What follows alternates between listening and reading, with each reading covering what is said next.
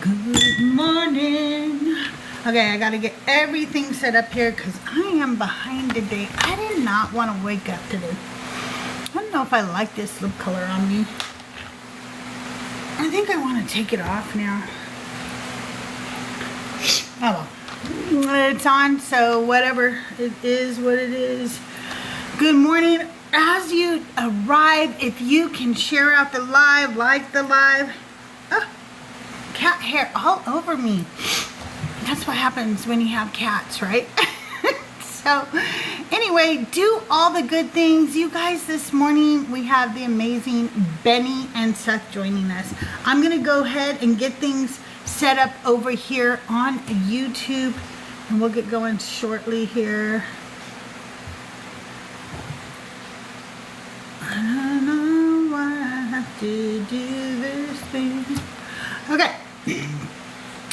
Why? Why is it having me confirm 20 times?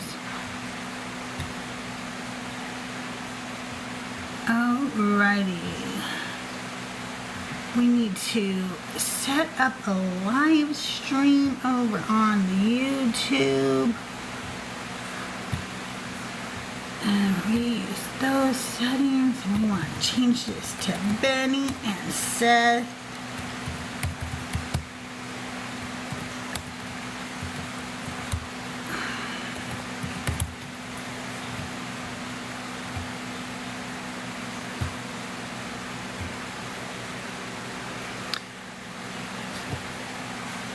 Yes, Decon. As in deconstruction.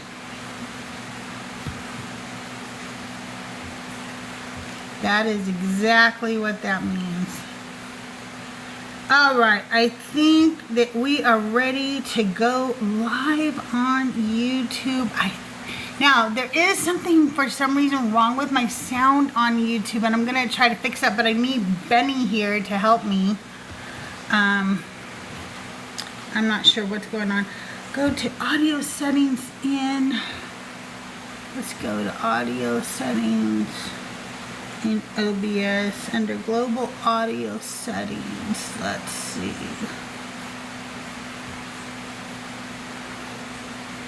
Where do I find my global audio setting? Oops.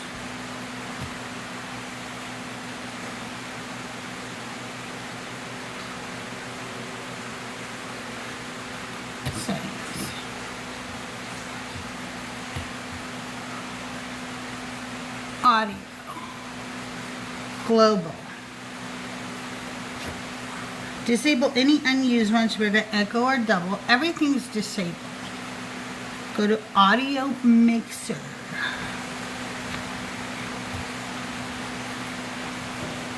I don't know where audio mixer is.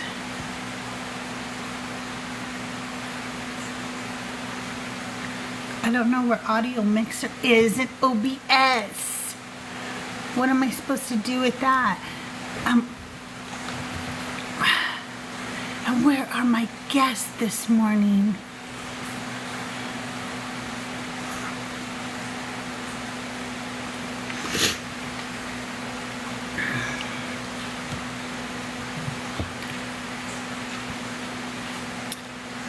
I don't know. If YouTube sound is messed up, there's nothing I can do about it right now. So YouTube, I apologize if your sound is messed up. I'm doing the best I can. Catholic, this isn't a debate show.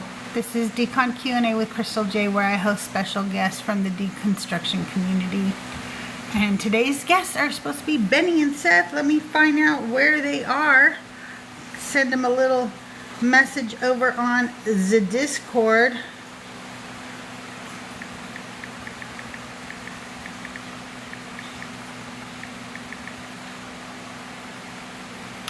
I might have to text them, huh?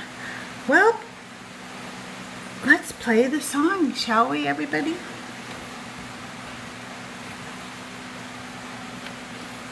Okay.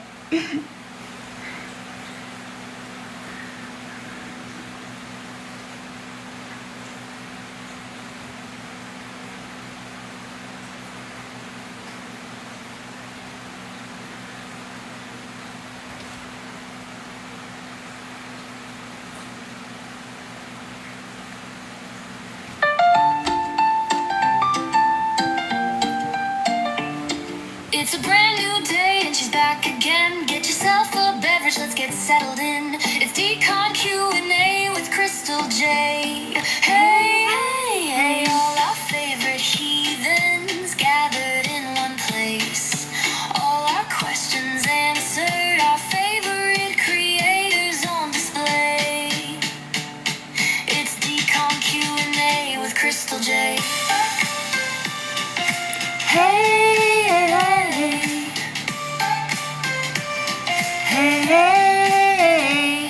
5, 4, 3, 2, 1, and get ready for the fun. Decon Q&A with CrystalJae.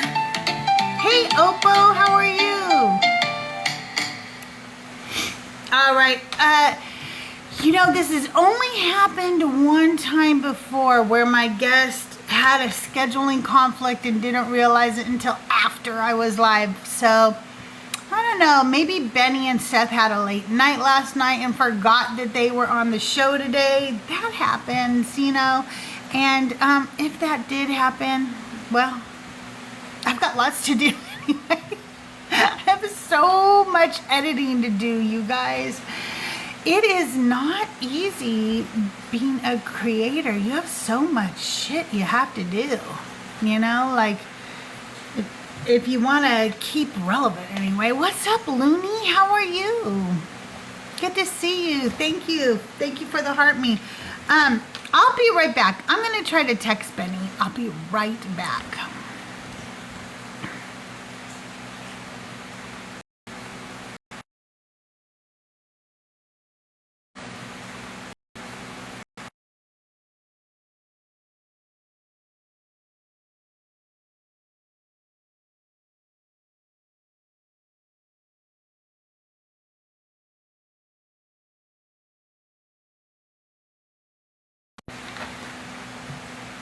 Okay, I sent him a little text message. I sent him a message on Discord. Let's see what happens. I give them 15 minutes because of things happening, Come here, kitty. Come here. Life sometimes just happens. But actually, I have a brand new incumbent bike that I want to ride today.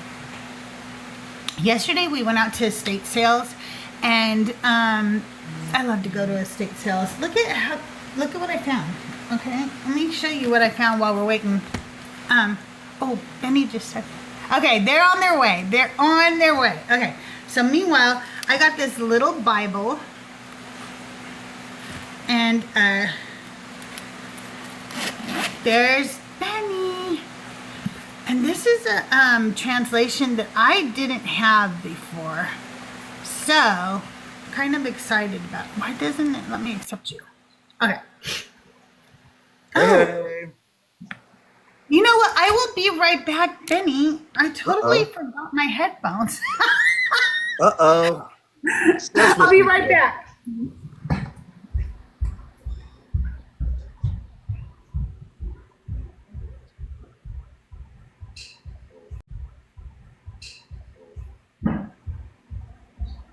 What's up, everybody? It's probably, I don't know what translation it could be. Probably like a ESV, RSV. I don't know. The little mini Bibles are usually KJV, though.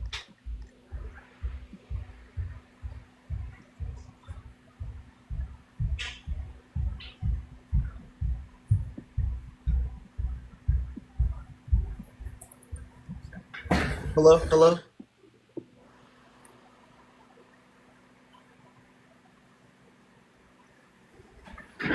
Okay, now talk to me, Benny. Hello, hello. Can you hear me? Okay, now I can hear you. Okay. All right. So we were like literally just sleeping. I figured. I was like, sometimes people might forget that we have a show, but it's okay. I felt discombobulated this morning anyway. So. Yeah. What translation is that little Bible? Oh, yeah. So I was going to share with you guys. So this little Bible is, a weird translation that I never heard of before. It is the Holman Pronouncing Edition. What? Yeah. Holman? Pronouncing Edition. And it says, translated out of the original tongues, and with the former translations diligently compared and revised. The text, conformable to that of the edition of the 1611, commonly known as the Authorized or King James Version. So I guess they So it is the King James. It is a King James, but they like did it different, I guess, a little. Yeah. Weird.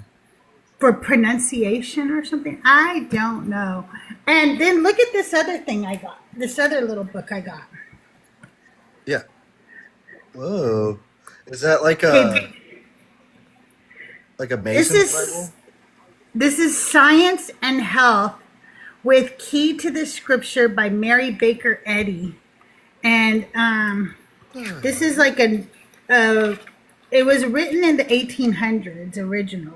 Okay, 1875, and this is a like 1934 edition of it. But he has these weird little tabs, and okay, they're numbers. Whoa! But I don't know what they correspond. And he put them in there because you put them in yourself. Yeah. Huh. But yeah, I thought that would be interesting. She believed in science and Christianity. She wrote. I think she started the Christian Science Monitor. Oh, that's like a pretty big publication, isn't it? Yeah, I think that I'm pretty sure it's Mary Baker Eddy that started that, but I don't know. I thought that would be kind of cool to read and see what the hell they thought. Yeah. Science and Health, Science of Being. So were you gonna come on too? Okay. Seth's gonna come on too. Okay, he better. Yeah, well, I mean, I thought he was gonna just be like sitting with me. Okay, good. Okay. I'm glad he's coming on. Okay, so I don't know how much you've watched my show before, but I love. Just kidding. Here's how it works. I'm going to ask you guys 10 icebreaker questions. And then we're going to invite people to come up and ask you questions. Ooh. And then at the end, we're going to play a fun little game that everybody loves called Divine or Decline. Okay? No, I'm down. Science and Christianity, kind of oxymoron, faith versus facts. Yeah, exactly.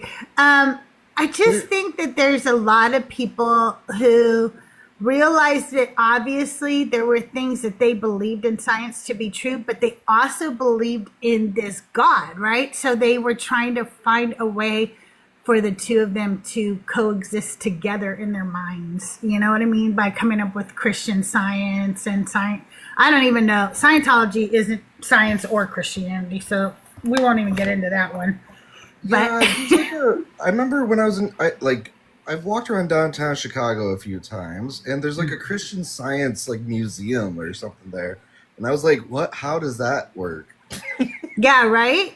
It's so weird. Is it like the Earth is 6,000 years old and science agrees? Okay. Yeah, exactly. Okay, you guys, so here is how we get pushed out of the algorithm. It does not matter what I do. If I do not get 5,000 likes and 100 shares, I will not get pushed out to the algorithm. So make sure you do those things. Also, if you haven't sent me a heart me, send me a heart me. They're just 1 coin each. And then go up here and collect your team points so we can help my team grow and be boosted into the algorithm. Good morning, Seth. Hey. I'm so excited to tell you something. I couldn't wait to see you this morning. So yesterday, Doug and I went to estate sales.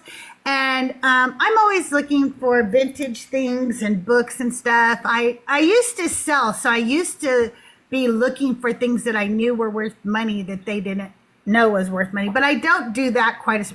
It's hard, though, because sometimes I'll be like, oh, that's worth a lot of money. We could sell that. But I don't want to bring stuff into my house anymore, so I'm not doing that. So I was walking around, and then Doug goes, did you see the exercise bike? And I said, no, I didn't see. We have a treadmill and we have a Bowflex. And the treadmill is set up in this one room and I never use it because I don't like the room. And that is the only reason I don't use the freaking treadmill, because I don't like where it is. It's so dumb. And the Bowflex is outside, and in Southern California in 100-degree weather, I am not working out on a Bowflex outside. That's just not happening. And I had a recumbent electric bike, but Doug never put it back together, and I think he lost like half the parts or something. So No. I just haven't been exercising at home, and I really wanted to, but I haven't been doing it. So anyway, he goes, did you see the exercise bike? And I said, no, I didn't see it. And he goes, oh, it's $75. And I said, oh, okay, you know, that's nice or whatever. Like, I'm not really paying attention to him or anything. And then he goes, come on, let's look at it. So I go look at it, and I still am not really getting the, you know, anything about it. Like, he's like, it's a Schwinn. And I'm like, oh, nice. You know, Schwinn, good name, you know, great quality. Good brand. Good brand, babe. And then I'm like, well, if you want it, yeah, we could get it, because like you've never set up my other bike or whatever. And he goes, yeah, that's what I was thinking and everything. But then he brought it home, and this $75 bike is like a $500 exercise bike. It's called the Schwinn 270. It hooks up to Bluetooth. You can hook it up to this Bowflex app that allows you to be like riding your bike in different parts of the world and stuff. And it connects to My Fitness. It has Bluetooth. It's recumbent, so it's not one of those little tiny bike seats that goes up your butt and makes you not want to ride a bike. Yeah, I hate those. Right? So I'm so excited. When I get down here, I am going to ride my bike, and I'm going to start riding it every day, and then I could get swell like Seth. Hell yeah. I, Does it have a screen on it, Crystal? Yeah, it has programs that you can choose and stuff, and it even has a little fan on it. I have to say it's the weakest little fan that I've ever used, but it does have a little fan on it. And it has a USB port. You could hook up your phone and just listen to your music out the speakers that it has on it and stuff too. So I don't know, it's really cool. For $75, you such can't beat a that. deal. Yeah, And so that's then I awesome. told him, so behind me is really an empty room. It used to be my office when I sold clothes and stuff. So you sold there's some remnants. Mormon underwear. Yes, when I sold the Mormon underwear. And made a lot of money off Mormon underwear. Wait. So it's kind You of made empty, a lot but of money? yes, I used to make about $50,000 a year reselling clothes and Whoa. stuff. But it was a lot of work, and I couldn't. I tried to open a warehouse, and that business failed because I didn't want everything in my house. You know, I just couldn't take seeing it everywhere in my house. I Yeah. hated it. So my mom has resold. She, like growing up, we would go to garage sales all the time. Um, and I like when I was a kid, I hated it. I was just like, oh my God, they're so boring. Like it's all just like clothes and stuff that I don't want. And we would I would be in the back seat. This is why I hate talk radio so much. Because she would listen to, well, and another reason is it was like always like super right wing Yes, I radio. was too, sadly. Oh And no. so I would be in the back seat of the car and it'd be like Dr. Laura or like some, crap like that. And I would get car sick because we would just Be be right like back. looping through these suburban, mazes. And so like I associate that with like the feeling in my stomach that I would get of just being like, oh my God, can we just go home? I'm so sick of this. But then Yes. she would like come home with just like loads of what looked to me to be junk, like creepy old dolls. She loves dolls, and like, um, and I mean, she would make a decent amount selling that stuff online, but You do. she You really can. also is thinking about, because she still does it, and she's like, I don't know how much more I want to do this because I'm just tired of having crap around the house Mm. all the time. And I did it. Okay, so I started by just selling things at garage.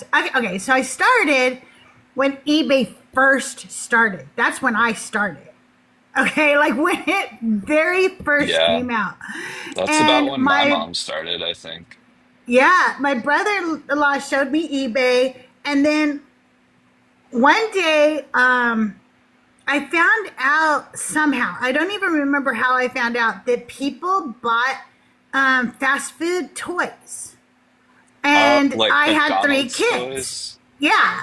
And I had Happy 3 Meal. kids with lots of fast food toys that Yeah. would, pile up, right?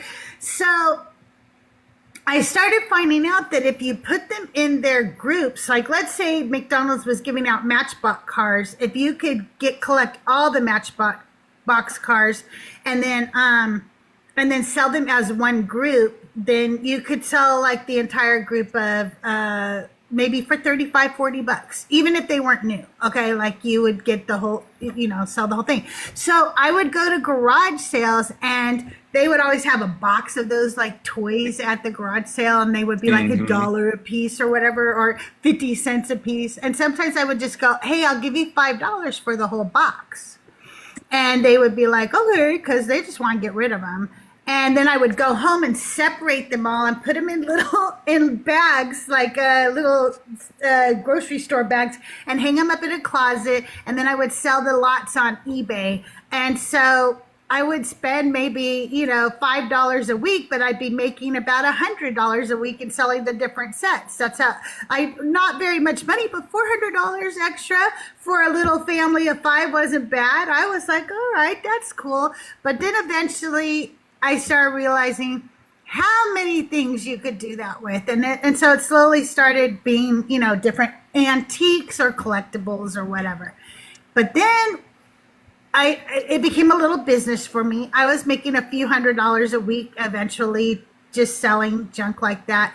And then my friends who also sold, because then I got into groups where you hang out with people who do what you do, like online and stuff, Instagram and stuff like that. Yeah. And this one girl who is a friend of ours said, you should sell clothes, because clothes are easier to ship. They're easier to store. They're just easier in general.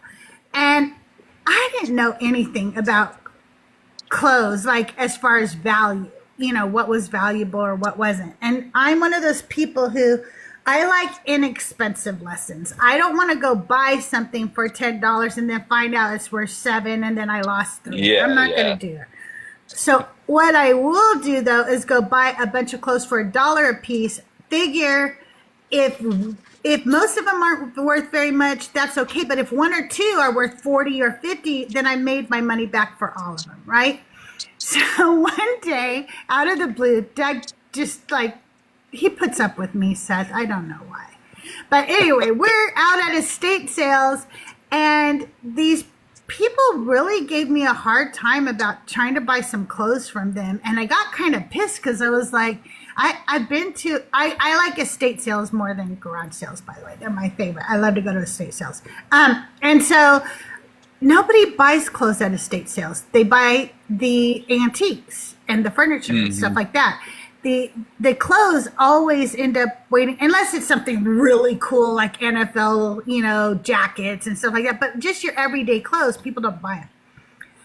So they were giving me a hard time, and it kind of pissed me off. I remember Doug was like, I can't believe how mad you are. I'm like, well, I don't know why they were making such a big deal of it. They had no prices on their clothes.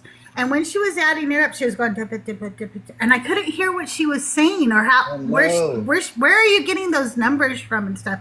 So she said $60 or something like that. And I go, okay, can you do 50?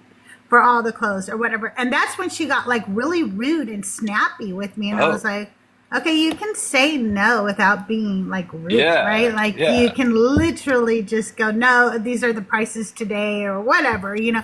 But she was like, and she had been rude kind of to everybody that day. At one point, I had brought up a chess set to her, but the chess, there was no pieces. So I go, does this have pieces or is it just the board or whatever? She goes, they're inside. And I Oh go, my what? And I didn't know what goodness. that meant. Inside the house, inside the garage. What do you mean inside? Yeah. And she pulls out some secret drawer, and they're obviously not the chess pieces to the thing and everything. And I'm like, Oh oh, no. okay. And I go, well, I'm sorry. I didn't mean to bother you. She told me to come ask you. And she goes, well, I just don't know why you guys can't help yourselves. You're all just so help. She was so rude to everybody. So finally, I was like, I am out of here. I could not. I was so mad. And Doug was laughing at me because he was like, you're so mad because you didn't get $300 worth of clothes for $50. You got it for 60. And I'm like, shut up. I'm mad. So I went to the next estate sale and she had a lot of really cool vintage pieces. And I was like, you know, I'm just going to do this thing. And I walked up to her and I go, hey, my name's Crystal and I buy clothes at the end of estate sales. So I don't pay your prices for them. But what I will do is at the end of the estate sale, I'll come make you an offer and I'll take all the clothes away so you don't have to donate them. How does that sound? She goes, oh my God, that sounds wonderful. And Doug was like, what the fuck is she talking about? She has never done this before in her life. And so that's how I started buying all the clothes at the end of estate sales. And I had like regular customers who would call me and say, we have an estate sale this weekend. Can you come get all the clothes or whatever? And for the longest time, I had this huge living room and it was just full of sheets filled with clothes because then after I got them, I'd have to sort through all of them. Oh I'd have to yeah. take pictures of all of them. I'd have to write listings for all of them. And I Oh. did really well for a long time, but eventually I was like, I just can't anymore. This is just boring the hell out of me. So I did you, don't like, do it anymore. Did you like sell it for like way cheaper than it should be or something? Like, how did you make sure to like sell all the clothes? Like, Oh, people just bought because it? oh yeah, like so I just took pictures of them and posted it on eBay, Poshmark, Etsy if it Oh, was okay. vintage and stuff like that. And I cross posted and I had software that helped me keep track of what bin it was in. I had an inventory system. I had Nice. everything. And I was a one-man show doing it all, plus doing the social media for it and everything and stuff. I will say that in my golden years, and I just talked about this with Doug yesterday, I said, look, anytime you need me to go back to selling, I can. I know it makes money and it brings in money and stuff. But when we get older, we want to run like a little campground and live on the campground, run the campground, stuff like that. But I was telling Yeah. them, I can always still do jewelry. You could go buy out a woman of all her costume jewelry, and costume jewelry can be worth a lot of money. It's not, you don't have to have gold and silver. If it's by brands like Napier, Coro, I can't even think of all of them right now, especially vintage name brand jewelry, you can buy it for like 25 cents and sell it for $50. There's a huge Huh. price you can, but you buy entire lots of it to make your price be as low as possible. And then you Yeah. get rid of all the junk and then you just sell the pieces that are valuable and stuff. So we've Huh. also bought out storage lockers. Well, I've been on the show Storage Wars before, Wait, like in what? the background. What? And I actually was asked to audition, and I did audition. Doug and I auditioned for Oh, really? Storage Wars back in the day. Yeah. But like we that didn't show. make the cut. And I'm actually glad we didn't make the cut because that show behind the scenes became such trash. Like there was so much backfighting and just Oh, I horrible. bet. And I'm so glad we didn't end up being on the show, but we did audition for it.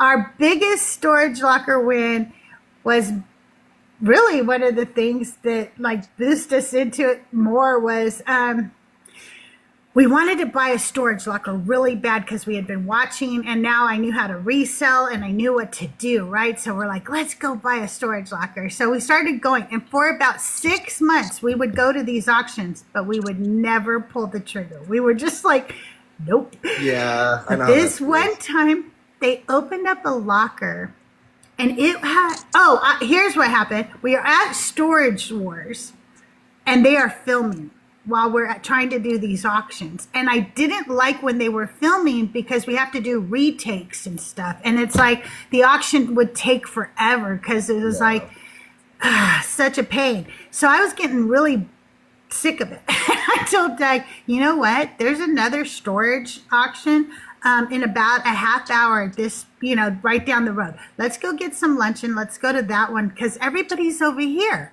because they all want to watch them. So nobody's going to be at that other one, right? So let's go to that one and maybe we'll get a really good deal. And he was like, okay, let's do that. So we went, ate lunch, we went to this other storage auction, and they opened up this locker, and everything was covered. You couldn't see anything. There was blankets over every single thing, but what you could see was dust on the blankets that had to been like 10 years old.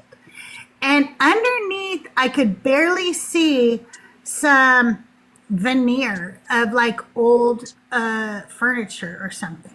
Oh. And then in the back, I saw this tin that was like a really old Cracker Jack tin or something like that. And so I got a couple of clues that this looks like it might be antiques and stuff. So they start the bidding, and then I bid, and I was like, what? She just fucking bid on this. What the fuck, And then, and we had made up our minds or something that like 550 was the max or something that we were going to go. But when it hit 550, my mouth just said 600. Oh, yeah. And Doug is like, what is she fucking doing right now? And anyway, I bid it up to $750, $200 over budget. Oh my God. And I won. And so Doug was pissed at first. He was just like, that was $200 over budget. I can't believe you did this. And then he was like, now you have to go pick up the kids while I start loading this up because you have 24 hours to empty a locker. That's the rules. You bid on it, and the reason you're bidding on it is that storage company wants that locker empty so they can rent it out again. And that they do not care about anything else. They just want you to get that shit out. You have to sweep it. You have to do everything. Otherwise, and a lot of them make you pay a deposit before you bid to basically, so you won't leave shit behind that you didn't like or whatever, So we're like, this is our first time. So we're taking it real serious. Like, we got to get this out 24 hours. So we got to start right now, right? So I'm like, okay, I'll go pick up the kids. You start loading up the locker. And he keeps sending me picture after picture. This was an antique store that shut down, that they put everything in a locker. Oh, shit. And then they unalived, and their family didn't know about the locker or something. And it went into, where non-payment and for auction. So every single thing inside it was an antique. We got the most beautiful pieces you can imagine of furniture, of collectibles, of everything. And then when we got home and he's unloading the truck, he would bring things in every once in a while, be like, look at this, look at that, and it was all really cool stuff. But I found this little bag, and I was shaking the little bag, and it had coins in it. And I was like, oh, this is cool. And I poured it out, and it was full of Indian head pennies. What? Which I had never seen, by the way. I was like, this is freaking cool. So, and then he walked in with a bag, and he was shaking it, and it had coins in it. And he dumped it out, and it had 31-ounce Mexican Troy silver coins. And at the time, that was worth $3,000. Holy shit. When we bought it. So we ended up making over $10,000 off that locker easily. And I think I still have stuff from it. That's So, that would be so yeah. fun. Like, It was really, really fun. You know, I love doing it, and I would do it if I had like a little team of people to do it with me. I just can't do it by myself anymore. yeah, It's so much work. It's a lot of lifting. It's a lot of moving things around. But then there's the photography and writing out the descriptions and posting the thing, and then shipping. That's a whole different thing. There's so many issues with shipping that it's ridiculous. People think, oh, you just print a label and you ship it. No, I wish it was like that. It's not. yeah. Um, okay, you guys, we've talked enough about me. It's time to I was talk gonna keep about it going. you. I was just like, how can we just turn this Well, into Decon Q&A?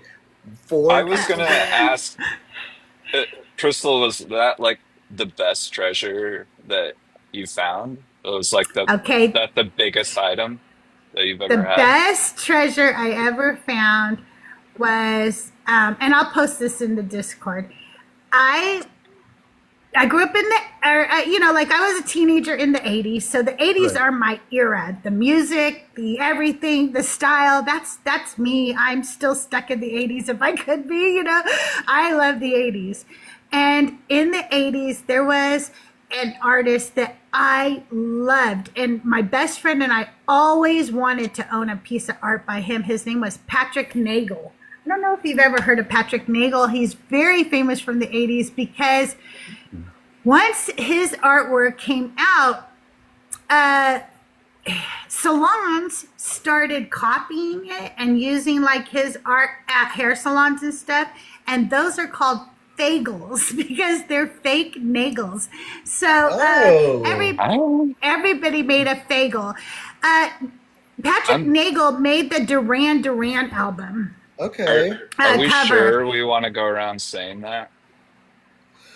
Fagel. I'm sorry, Yeah, I didn't is even that a- think is that a about that. hate crime? It's not a Did we hate crime. did we I just get promise hate you. crimes on No, Pride I Month, Benny? Yeah, I don't know. Anyway, I loved Patrick Nagel. And one day I was at Goodwill in a little place called Murrieta, California. It's not a very big town. It's not, rich and famous people don't live there or anything like, well, I don't know. Dr. Dre, I guess, has his kids there or something. Anyway, my sister just sent me a text. Are you in Big Bear fishing? Nope, I'm not. I'm not there right now. Anyway, so I'm walking in this Goodwill, and I see the biggest nagel I've ever seen in my life. Like, this is huge. But I'm like, obviously there's posters and stuff like that of his everywhere. Like, you could still buy it. Yeah, what do they call them? Like lithographs or something? Yeah. Well, actual posters, like they're not worth Yeah. anything. A lithograph Oh. is at least still worth some money, right? But Right. Yeah. there are so many posters because he did things like he worked for Playboy and he did the Duran Duran album. See, the thing about Patrick Nagel was he also unalived in the 80s. So he unalived in the most 80s way possible. He went to an aerobics competition. He did some white stuff, and then he had a heart attack in his car. Because, Oh, shit. Aerobics very- and white stuff doesn't Yeah. really go well together,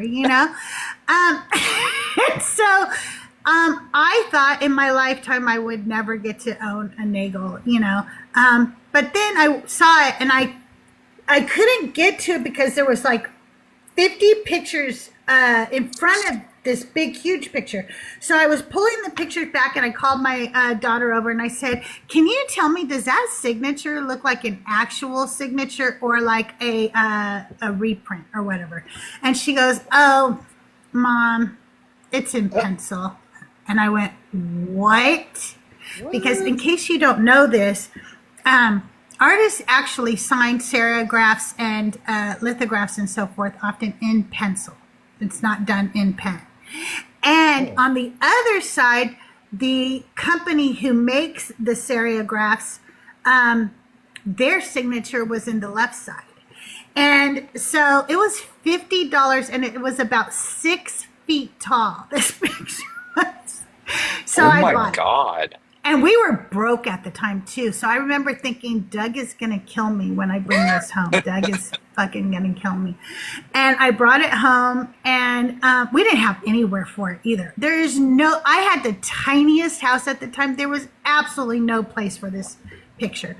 And I started doing homework on it. And it turns out that all the homework I did was saying, this thing is real. This is a signed serigraph, or I think it's a serigraph, by Patrick Nagel called The Standing Lady. And it just so happens that in San Diego, California, there is a couple who is known by the Nagel estate to be the only people who can like authenticate or whatever the work of Patrick Nagel. And I contacted them through a forum or whatever, and they said, bring it to us. We want to see it. And I was like, okay. So we put it in our truck and we took it down to them. They took it out of the frame. They examined it, and they were like, okay, we have good news and we have bad news for you. And I said, okay, what's the good news? And I said, they said the good news is that this is a Patrick Nagel serigraph. It is very rare to ever get an original, because what he did was he made an original and then he had serigraphs produced of his work, and he did limited numbers. This is one of 20. Mine is actually number 8 of 20, I think, which is a good number. Whoa. And she goes, this is the largest piece that Patrick Nagel ever did. The company who made it is the best serigraph company in the world. That's why they've signed it. He worked with them, and she said, but the bad news is that the market for Patrick Nagel's pieces, it's down right now. So this is probably going to be worth only like $10,000 right now. Only. Oh no. And then on top of it, we bought this house, and this house has a beautiful place above the fireplace where it needed a huge picture, so it hangs above my fireplace. And my son and daughter-in-law love it, and they have decided that one day when we pass, they would like it. And I like that they like the same cool. artwork as I me, need to because look this up. I didn't just think looking to see anybody what would it like looks it. like. Look at this Standing Lady. There's so on Google Images, I don't know which one. I'll show you exactly. Is she which wearing one it yellow, is. Hang on. pink, or There's a moon behind her. there's a new? Oh, I see it. Yeah, G tweet? What the hell? Are we talking about deconstructing from LGBTQ? What? Yeah. She This is took the care of it. Standing Lady. Oop. This is the Standing Lady, but mine actually has it's wider. It's not as thin as this. And actually at the time it looks more like this, but this one I could tell is small. Yeah. Mine is huge. Cool. That's so wild. So yeah, that was my favorite find ever. I love it, and yeah, I love finding a good deal at an estate sale. So that's enough about me. Dang it, we were still trying to keep going. I know, but it's your turn now. Okay, here you go. And don't worry, I answered the questions too. So you'll still get to learn more about me. Crystal. When's the last time that either of you have danced? Last night. Last night we went dancing.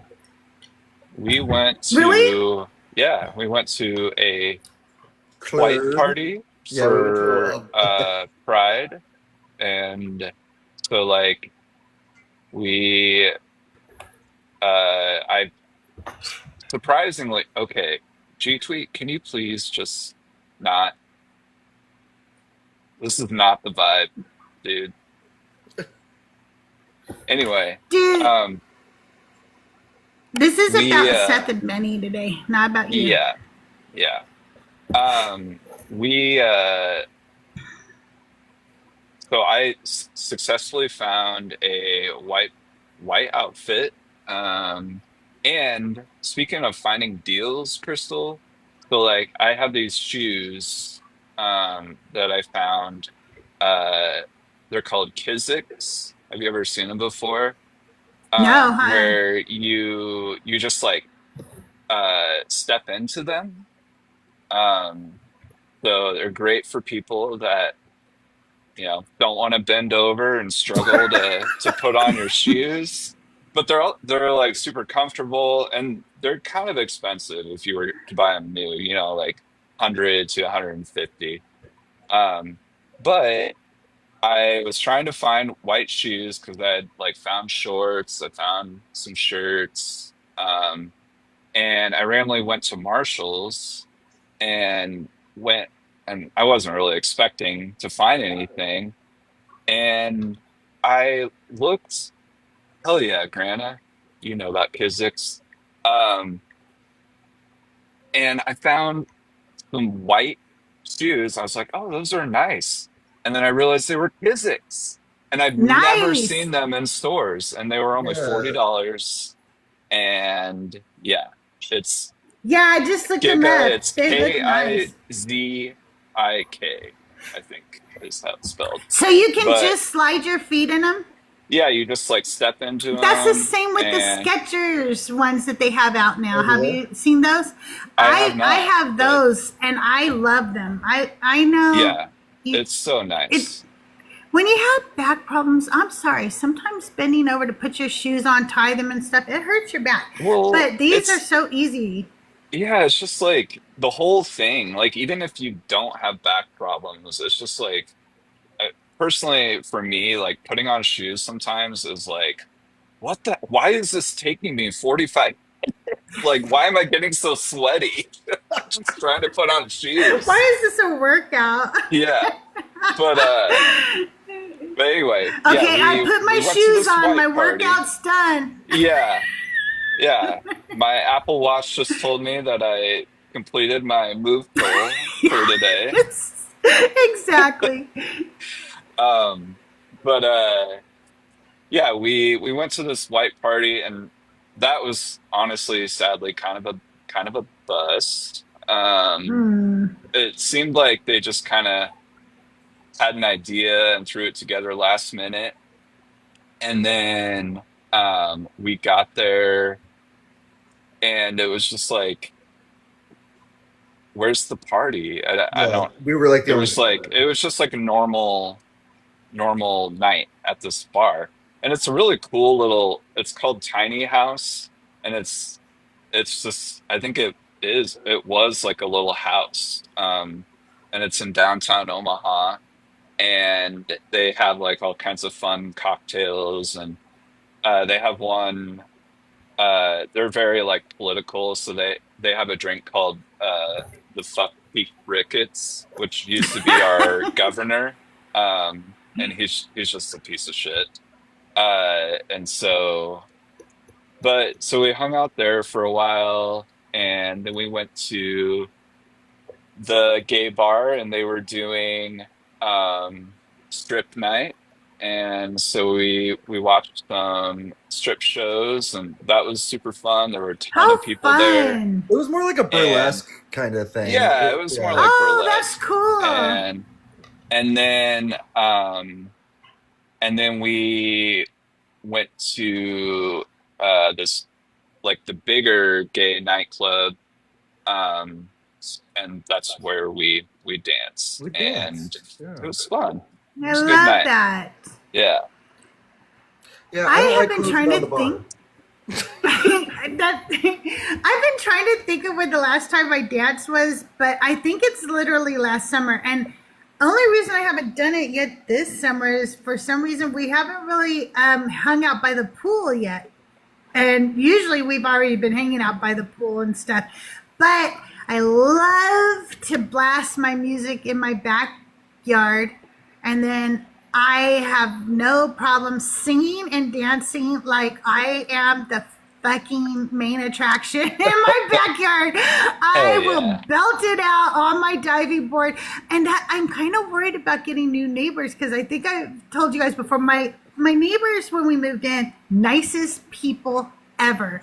And then recently, unfortunately, she has dementia and they've had to like move, and they loved our music. I have to tell you the funniest thing though. One time they came out and their names were Arden and Harleen. I just love those names. They're just like so cute and old fashioned, right? And Arden and Harleen. Yeah, so Arden comes out and goes, "Oh, so did you have grandkids over?" And I'm like, "What?" And he goes, "Yeah, we heard some kids." And I just started laughing so hard. And I go, "Arden, that was me." And he goes, "No, I heard kids back here." I'm like, "Arden, I'm the only one." I'm the only one. I promise you. You just heard me. Honestly, yes, nothing. I have. Go on. Sorry. I have bubbles and squirt guns and shit, and I have no grandkids over in my backyard. They're all from me. I play. I have fun in my pool. I didn't have one as a kid, so I do all the fun stuff in my pool that I would have done when I was a kid. Yeah, I do have a granddaughter now, and then we think there's another one on the way, but it's not official. Yeah. And so hopefully we'll have kids over to play with us, in the summers and stuff, but not yet. It's just me making all the noise. I was just going to say, at-home dance parties are honestly the best, though. Like, I love at-home dance parties most of, like, any kind of party. Yeah. Okay, what's the best Wi-Fi name you've ever seen? Or given your Wi-Fi router? You got me wondering now, because, like, we've had some pretty good ones for our neighbors. I probably, I guess people could, like, stalk us and figure it out, like, by turning on the Wi-Fi and going through the neighborhoods of Omaha. I know I've had one that was, like FBI van. Like, I like that one.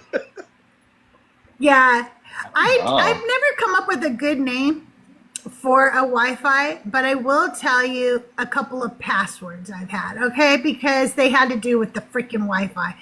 One time, I had to change my password for Amazon again for the 40 millionth time, and I was so pissed because it did that thing where you go to put in your password and it says, "Nah, that's not your password." Right. And you're like, "What?" And you put it in again. They're like, "No, you're wrong. You want to make a new one? All right, fuck it. I'll make a new one because I have no idea what my password any is." of your last 10 passwords. And it's like, oh bitch. My God. And I'm like, "You just said that wasn't my password. Why can't I use it?" Yeah. So I got really mad and I made my password, "Fuck you, Amazon," 7 times.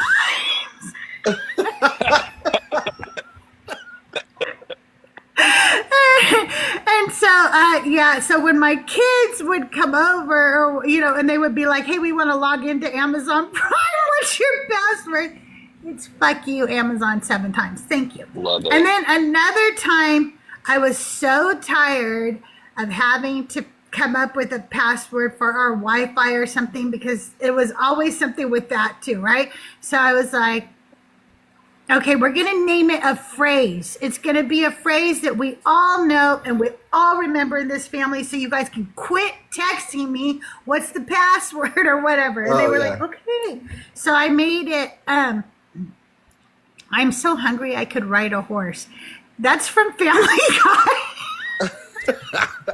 And you had to type it all out. And I think that like one S was a 5 or something like that in the whole password. And they were like, so every once in a while, somebody would quote that from Family Guy. They would go, "I'm so hungry, I could ride a horse." And everybody would go, "Shh, don't tell anybody our password."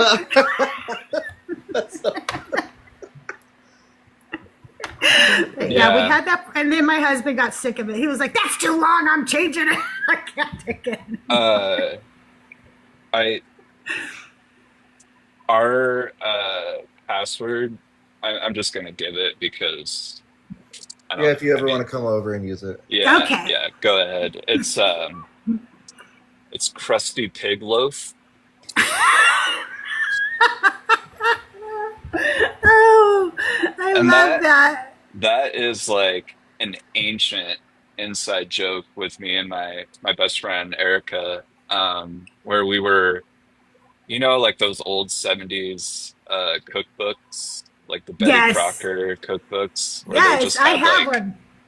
monstrosities, like sins against humanity, like Yes. olives and jello and shit like that. I will tell you a Um, real one that I had to eat. My mom got one from the Betty Crocker, and we ate this. You put a piece of lettuce on a plate to make it look pretty, and put a half of a pear from a can on top of that, and then put a dollop of Miracle Whip on that pear, and then eat that shit, okay? Because that's what I had to eat. why? God. I She found in Betty Crocker. Betty Crocker ruined the 70s for many of us when it came to our Yeah. palates. Like that.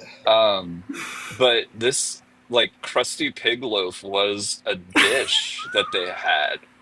My God.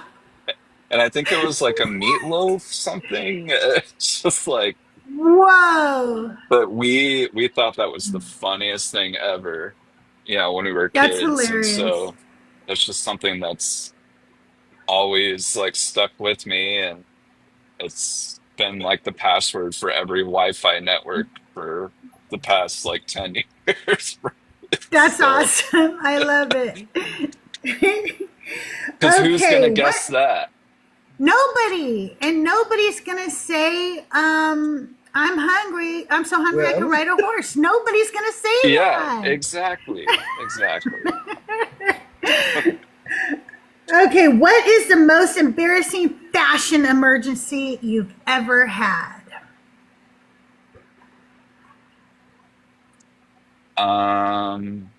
I don't know if this counts, but I peed my I peed my pants one time. Well, actually, this happened twice when I was out and about in other places. Like I was in Memphis, Tennessee the first time. We were just like hitting some bars, and I should have gone to the bathroom or we left, and but I like could not hold it. And so like before we got back to the hotel, I was just like, "Oh my God, it's happening. It's happening. I Oh don't know what to do." And the second time, we literally made it to the hotel, but in the elevator, I I that was where I ended up peeing my pants. And no! it's just like, what is wrong with me? It's just something. Clearly, I had had too much to drink, Yeah. and yeah, it's like, so that's the thing that I'm thinking of for my fashion emergencies. What about you, Benny? So like really not a fashion emergency, but like more just embarrassing. So when I was in like junior high slash high school, like Aeropostale and American Eagle and Hollister, they were all like starting up, but they weren't like quite there yet, like with their Yeah. looks. And I think it was like Aeropostale had these visors that you could buy, like with the top, like your hair would stick out from the top. And Oh, yeah. my look back then, it was like I think 8th grade. I would wear a long sleeve shirt under a short sleeve shirt, and I would wear the visor upside down and backwards. Is that your blunder No. years? It was so bad. I've tried to get rid of all the pictures of me looking like that. I used to have like, I totally. a ton If of you visors. find one, you better post it in the Discord. We need to see that picture. It's amazing. Look how far you've come, I not know. wearing a stupid hat. Visors are never a good choice. Unless you're like playing poker, No. never a good choice. Okay, so I was a fashionista in the 80s, okay? I loved fashion. I literally never wore the same outfit twice. I never did. I was known for not wearing the same outfit twice. And I was only able to do that because I worked at a little clothing store called the $5 clothing store where everything was $5 or under. And so I had a huge wardrobe and I constantly bought new clothes all the time. And so it was 1984 and it was graduation. And no, it wasn't. It was prom. It was prom of 1984. And I did not want to look like all the other girls in their prom dresses. I wanted to be special. So I picked out a lovely little ivory lace, kind of flapperish short dress instead of a long dress. I wanted to make a statement and be like the only one at my prom in a formal short dress, you know? And I was the only one at the prom in the short dress. So then one day I decided to wear it to Disneyland because me and my friends all hung out at Disneyland and my boyfriend was in the band at Disneyland. And so I thought, I'm going to show up. What did he In play? the band? What did he play in the band? He was a keyboardist. Okay. Keyboardist, respect. Yeah. Respect. That's hot. Yeah. Yeah, he actually could sing and everything. He is very talented. He's a producer now in LA. You might know him from his work on a little movie by Disney called The Road to El Dorado, because he wrote most of the music and stuff in there, or did a lot of the work on that movie. That's awesome. I think he also worked on I'm not going to drop who he, because he's nobody and he's a dick, so he doesn't deserve any of this attention. Okay. Anyway, he's in the band, and I want to show up looking really cute in my little lace dress, and so I show up, and my arch enemy is wearing the same fucking dress. No. And everybody had to point it out to me all freaking night long. Like, did you see? Nancy Like, has the as same if- dress as you. As if I didn't know. Yeah. And so that was my only real fashion blunder, was showing up thinking I was gonna be all stylish, thinking I was gonna be the cutest one there. Yeah, fuck Nancy, Justin. Fuck her. Fuck Nancy. The worst. So yeah, that was my fashion blunder. But then, and when I would tell my kids and stuff when we were growing up that I never wore the same outfit twice, I don't think that they really comprehended that until they met my best friend. And then she goes, "Do you know your mom never used to wear the same outfit twice?" And they were like, "Wait, really? She really did it?" Because I think they just thought I was telling tales. And she was like, "Oh no, she never did. She always had the cutest outfits." And so now, nope, it's shorts and a t-shirt for me. You're lucky if you can get me to dress up. Okay, let's see. What's something you never let run out in your fridge? You have to have it. It's got to be there. Don't let it run out. Diet Pepsi. It's a must. I don't drink For coffee. both of you? I don't drink coffee. Okay. So Ben is a Diet Pepsi person. I am a Diet Coke person. But I have been trying to drink less of it, so I would say for me, it would be Fairlife. Yeah. What's Fairlife? They're like, It's like a protein shake, but it's basically like chocolate milk. It's super, to me, it's super good. it tastes like a shake that you would buy from McDonald's or something. Ooh. It's got 30 grams of protein in it, so I'll usually drink it after my workout, and it's only Nice. 160 calories, so yeah, it's good stuff. How And you can calories buy are you? a huge pack. pack of them for uh Like like 30 or something. $30 at Costco. Oh, nice, So nice. yeah. Yep. Bye, Jay. Good to see you. Happy Bye, Pride Month Jay. again. Love you, Happy Jay. Pride. Okay, two things that we don't let run out, and that's Dr. Pepper Zero. I freaking love zero everything. Like, if I'm not a Pepsi drinker, but if my choice for sugar free is sugar free or zero of something, I'm getting the zero. Oh, The really? zero has, yes, it's so much better than diet tasting things. See, I It does, like the it diet. I doesn't. don't know why. What's the difference? Like, I guess I don't understand what the It difference uses a is. different sweetener. Yeah. And that's why it doesn't leave like the same kind of aftertaste that other sweeteners Mm. use.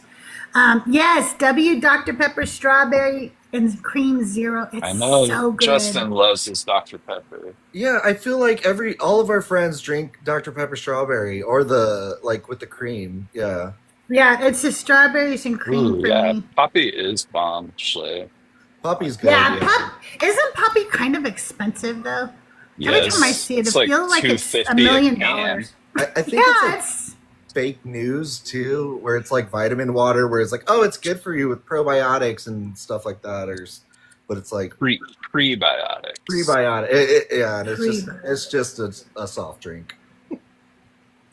Yeah. It Just a is. little less sugar and We I also mean, don't let milk run out because we have our own espresso machine. So we make Mm. iced coffees here and stuff. So milk actually is the number one thing we won't let run out. As a matter of fact, we do game plans about it. Like we're like, here's how much milk we have left. Here's how many more coffees have to be made. Is somebody running to the store? Who's got this? You know, I was like, okay, I'll yeah. go. You run in, Yeah, I'll drive you over. milk is Yeah. is another one for us. I feel like that we're pretty good about keeping But stocked. it's got to And be we do, lactose free though. yeah, we buy the lactose-free milk and I mean it's just a little bit more expensive, tastes exactly the same, and you don't have to get the, you know, lactose Thank you, issues. Justin. Yeah, The I GI think we issues. should have lactose free here. Trust me, I think we should. It's seriously, I don't know I don't know why. I guess I liked, regular milk growing up. I was not lactose intolerant, but then I think I drank too much regular milk because my mom, there's three boys, and we all, we would drink a lot of milk. Hmm. We would go through like 4 gallons of milk each like week. So I think I just Yeah, drank so much lactose that I made myself lactose intolerant. yeah. No, I think that most people actually are lactose intolerant, but they're ignoring it. Yeah, That's my That's theory. true. yeah. Like, man, the Got Milk campaign, uh, Yeah. we had it like so rough. Just like, yeah, just drink milk. It'll make you healthy. And it's like, oh, actually, I think this is giving like an entire generation of people like lactose issues. Yeah. Yes, exactly. I have said before that I think I'm in a place right now where I might want to become vegetarian because Mm.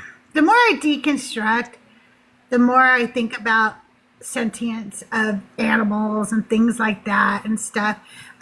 But I don't think I'm giving up the dairy ever. Like, cause cheese, I don't like vegetarian cheese. I don't care what they do to it. It's not the same. The And so thing, I think I could give everything up but that. yeah, Hmm. like, I think like vegetarian, I could probably do that because we like Impossible burgers anyway. Like that's you if Hmm. we're gonna have a burger, that's usually what we'll get. Um, and uh, but like veganism, the only thing like I have respect for people that do that. Like that's a Me lot of too. Yeah. discipline. W Mezzo for But being a vegan. Yeah. but the thing I don't understand, and I will die on this hill, is honey. Like not eating honey. because I'm like, you guys, bees make honey. Wait, what is Whether honey whether included we in? like ask them to or not, like Right, you're right. not like they do it. So like I don't like find any sort of ethical issue with Right. honey, with eating honey. So like if I was going to be a vegan, that would be like I'm a vegan, but I still eat honey because Yeah. Well, Benny, anything that's a byproduct from an animal or of an animal, vegans consider like no, you don't eat those things I thought because like veganism was if it casts a shadow, you can't eat it. what? oh, like a hedgehog. I'm just playing. Uh, Because it's like everything casts a shadow. I love you. Like in the cast of shadow. My humor's Don't eat very it. Honey weird. I'm doesn't cast sorry. a shadow. The light goes right through it. You can have honey. Clear Jello. That's all you can eat. no, Oh, not that's Jello. so funny. Not Oh yeah, Jello. gelatin is like made out of bones. Yeah. isn't it? I hated that I found that out. I hate it. I don't And want to know those things. I think licorice too has doesn't that have like Licorice is made from sarsaparilla root and like oh some other stuff, but Oh yeah, I meant a groundhog. You're right. I said hedgehog. I Groundhog? meant groundhog. close enough. I said hedgehog. You're trying to toe faking. Oh, there's a really good fake bacon, and we always call it fakin'. And I actually really like it. My daughter will be like, "Mom, can you buy some fakin'?" I don't know what it's really called, but I actually really like it. It's pretty good. Okay, let's see. Let's see. You need something and you have to have it by tomorrow. Are you ordering from Amazon or are you running out to get it? by tomorrow. Amazon. So yeah, because the reason why is because if we try to go out and find something specific, and this happens every time we go to our little cabin out in Colorado, and you know it's like out in the mountains, so the most you got is like a dollar store and an Ace Hardware, and for some reason you're like, I really need, you know, this random like item that I never ever have to look for, and we can't get Amazon out there, so we would like go looking for it.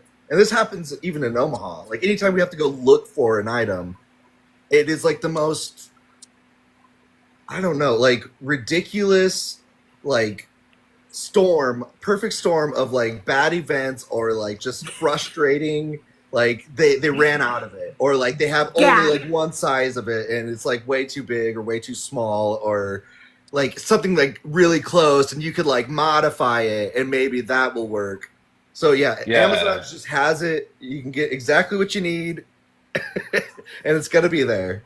I think it was the window air conditioner. Ace Hardware gaslit us, and we're like, "Oh yeah, we have one." And then the store was under construction at the time, so everything was kind of in disarray. Like Yeah, they were remodeling, they had and one in stock, but they couldn't find it. they could not find Oh it. my God. No, We That's we because looked. an employee stole it. probably. Yeah, inventory in stores' computers are based on what they received and what they sold, but never is anything that was stolen ever accounted for. So when it says there's one and there's not one, somebody stole it, unfortunately, is what it means. Yeah. Usually an employee, because of something that's that big. I mean, it's not like so easy to just walk out of the store with that. But an Yes. employee You gave could. me a flashback. I used to work at Blockbuster, and we used to do inventory like quarterly. And Yes. we would also have our friends come in because the like security thing at the door was broke, so it was only there for like looks. So we would just tell our friends like, just go and just like grab the like movie or game or whatever you want. Just walk out. And like, we'll take a hammer to it and just bust it open later on. That's bad. so funny.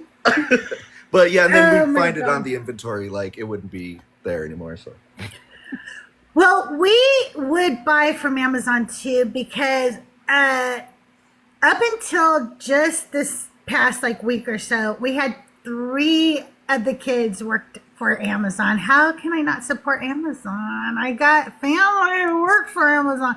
So my son is still pretty big up in Amazon. He is, okay, so I don't know if you guys know, Amazon works on like levels and stuff, okay? And so you move up levels, okay? And so like level 7's pretty high. I forget, like Jeff Bezos is like a 9 or a 10 or something. So 7 is really good. Oh, wow. And my son's like a 7. And Whoa. then my daughter was a 5, but she quit because they harassed the hell out of her. She moved from a really good department to a really crappy department. And then that department harassed her. And then her husband worked for Amazon and he just left. I forget who he's going to work for though. He's going to work for somebody else, not Amazon. But anyway, so yeah, I had to support Amazon. I had to support it. I would be in trouble if I didn't. So, but yeah, if I need it tomorrow, and I'm in California, we can get tomorrow here. You know what I mean? Yeah. Like some places you live, you can't get tomorrow. I would say Omaha. 7th degree Amazonian sounds like a secret society. It does. It does. Level 7.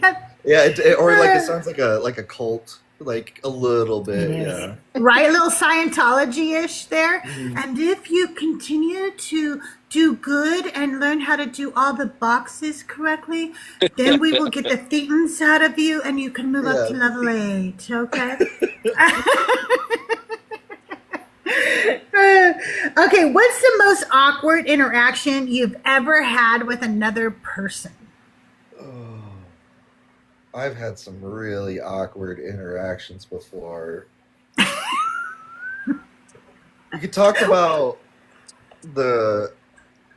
that nurse. We've already told that story though. Oh my God. That said like the F slur in front of us. She's like, "Oh, I'm an F slur hag."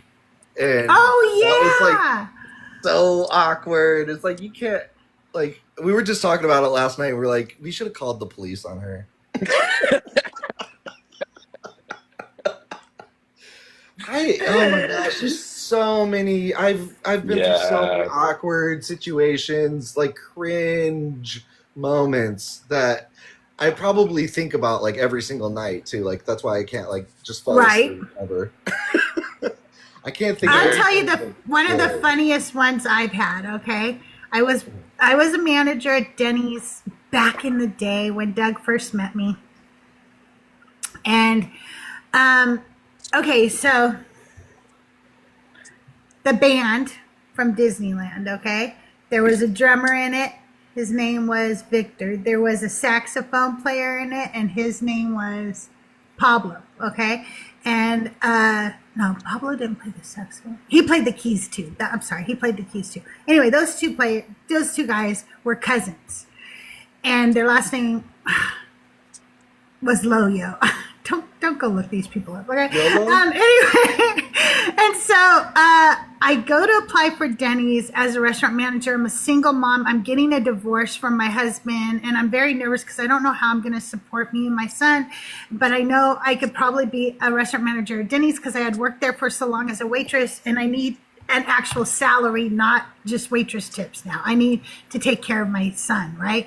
So I apply, and the district manager's last name is Loyo, and I'm like, that's weird. I have some friends with that last name, Victor and a Pablo or whatever. He goes, they're my cousins. So I get the job. I'm hired, and he loves me because I know his cousins, okay? Right. And one day he comes into the restaurant when we're all working, and he says that he would like us all to have dinner with him.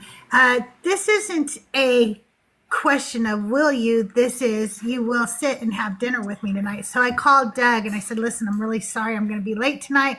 The district manager came in, he wants us to have dinner with him. And he's like, okay, you know. So we sit down, and he starts to tell this story. And he says, I had this friend one time when she was little. Her grandparents were divorced. And I was like, oh, my grandparents were divorced too. And he goes, and one time her grandpa was coming to visit, and she was really small and she had never really met her grandma and grandpa. And I was like, yeah, that was like me too. And then he goes, and then when her grandpa came to visit, her grandpa and her grandma showed up. And I'm like, oh my God, this is my story. What the fuck? He is telling my fucking story to me. He's fucking telling my story to me right now. And so while he's telling this story, I look at my boss and I'm like, hey, Shabir, can I talk to you in the office for a minute real quick? Because I don't even know what to do. I don't know how to act. This is literally my story that somebody else is telling to me as if I'm not sitting there and it's not about me. And so I take Shabir in the office. I'm like, he's telling my story. And he's like, what are you talking about? I go, I don't know how he knows this story. Maybe Victor or maybe Pablo or something had told him this story, but the story that he is telling you right now is about me, and I don't know how to act, because how do you act when your boss is doing this and he's like a bigwig boss, but it's literally about you, you know? And he's like, how do you know it's about you? I go, listen, he's going to tell you that this girl tells her mom, hey, grandma and grandpa are here. And the mom in the story is going to say, that can't be, honey, grandma, only grandpa's coming, okay? But then her mom and dad show up at the door. And she is even shocked. The mom is shocked. And he goes, okay, why did you pull me in here? Let's go sit down. Let's go back out there. So we go back out there. And sure enough, he continues with the story. He said, so the little girl's watching and she sees her grandma and her grandpa pull up, and she runs and tells her mom, grandma and grandpa are here. And her mom's like, no, honey, that's probably just somebody turning around in the driveway. Only grandpa's coming. And then what happened was my mom goes to the door and her mom and dad are standing there. They were divorced in the 30s. This is now the 70s. And they show up to the door to meet my mom, to tell her that they got remarried after all those years. Because what happened was they both remarried when she was little. They had great marriages. Those people passed on, and somehow they decided to find each other again. And then they just started dating again. And then they got married again and showed up at my mom's door. What? And he told that story in front of me as if it was about another person entirely. And then once I had told Shabir what he was going to say, Shabir could not hold back his laughter. Like, he was starting to laugh during the story, which wasn't even a funny story. But he was like, God damn it, why did you tell me that? But that was very awkward. I was like, I don't even know what to do. This is about me. I've had that happen. There couldn't be two people. Well, So I've had that happen what sort of once, but yeah. what happened? Did you ever you just let I it? did not explain to Evie that story was about me. I let him continue the story, and me and Shabir just laughed about it all night after that, and we joked about it for years to come about That's how Evie so told me a story all weird. about me. Yeah, it was really weird. I know the most awkward moment. So I used to have a girlfriend, and one night we took things like fungus, and it was like New Year's Eve or something like that, and we were at this bar, and we had two friends with the same first name, and it was like Amanda, and my ex, I've heard this story. she had it saved in her phone as Mandy Pants. And we thought it was the other Amanda. So this whole night we're like telling this Amanda or Mandy Pants, like, oh, come out to the bar with us, come out to the bar. And we're like waiting because she's like, all right, yeah, I'll come out and I'll meet you guys. Meanwhile, the other Amanda, who like looks nothing like her, and we didn't even think about her, came to the bar and was like, hey, what's up, guys? And we're like, hey, yeah, we're just sitting here waiting for our friend. And she was like, yeah, me. And we're like, no, our other friend. And she's like, oh, and she's like, oh, I thought you guys wanted me to come here. And we were like, no, our other friend is, she's still coming. We're talking to her right now. And we're like texting her. And she's like, no, Oh my you guys are God. literally texting me right now. And we're like, and it was so awkward. It was the most awkward thing I've ever been through. Because it was like, we were, I mean, we're still friends That with is her. hilarious. That is hilarious. No, not you. We want the nice Amanda. But thanks for coming by, okay? Came all the way out. She came and like met us at the bar, and we were like, why are you here? Who are you here with? And she's Yeah, like, what I'm are here you with you doing? guys. No, And we were like, we're you're texting messing our with us. friend. Yeah, and we were And she's not like, in the right. Yeah, not in the right mental state, and we were like, you're messing with us because we took some fungus, and that is hilarious. it was no. She was like, no, you guys literally have been talking to me the whole night, and then it took us so long, but then it finally like clicked on us, and we're like, oh my God, and we're like, oh. That is so funny. Oh my God. That is hilarious. Okay, you are forced to be in a competition television show like Survivor or The Great Race or something like that. Which show are you in? Wait, Oh, does Road Rules count? Yeah, Then yeah, Road Rules. absolutely. Road Rules. Why do you pick Road Rules? I just loved Road Rules. I don't know, like, I just think it'd be really fun to just travel in like an RV, like a really badass like bus RV though. Hell and, yeah. Like do like crazy stuff all over the country. And yeah, Yeah. Road Rules. I was always a Road Rules person and never so much like a Real World. Like I would watch Real World, but Road Rules was my like jam back in the day. Hell yeah. Road Rules was good. I forgot all about Road Right? Rules. That was fun. Yeah. That was a good one. I've thought about like what it would be like if I was on a reality show before, and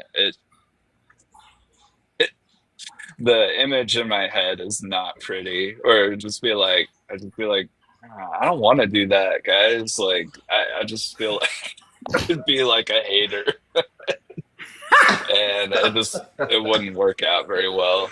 But I Be would the do like like, contrarian the whole time. yeah, yeah, or like if people were like being dramatic or arguing, I'd just be like, guys, like they would immediately boot me from the show because I would like try to keep the drama to a minimum, and nobody wants to see like No, that's not yeah. exciting. So, but I would do like uh I would a show I would be on that looks fun is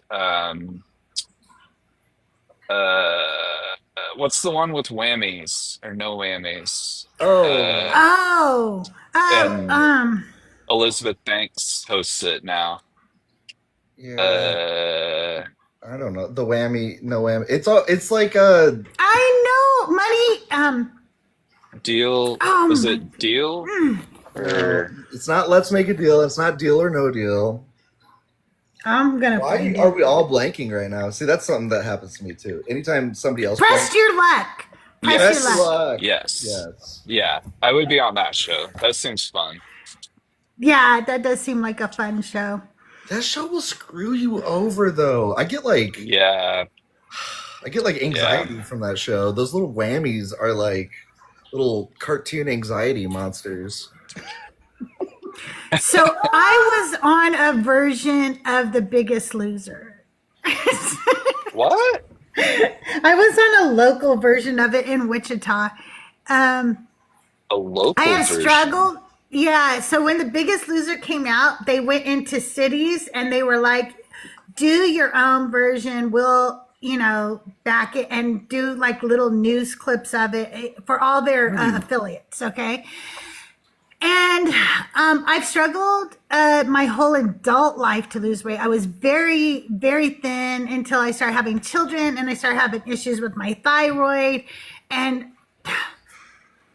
I've gone to doctors. I've done all the good things and all the bad things to lose weight. I've done all of them. Okay. And so I was taking a bath, and I heard like on TV or something in the other room about the Biggest Loser was going to be in Wichita, and here's how you apply or whatever. So I was like, it was Valentine's Day. I remember it very clearly. And I was like, I'm going to do this for myself. I'm going to do this, and I'm going to get on that show, and I'm going to lose. I'm going to win. I'm going to fucking win that show, you know? Yeah. So I signed up and I got on the show. I was really like actually shocked. I was like, okay, I'm on the show.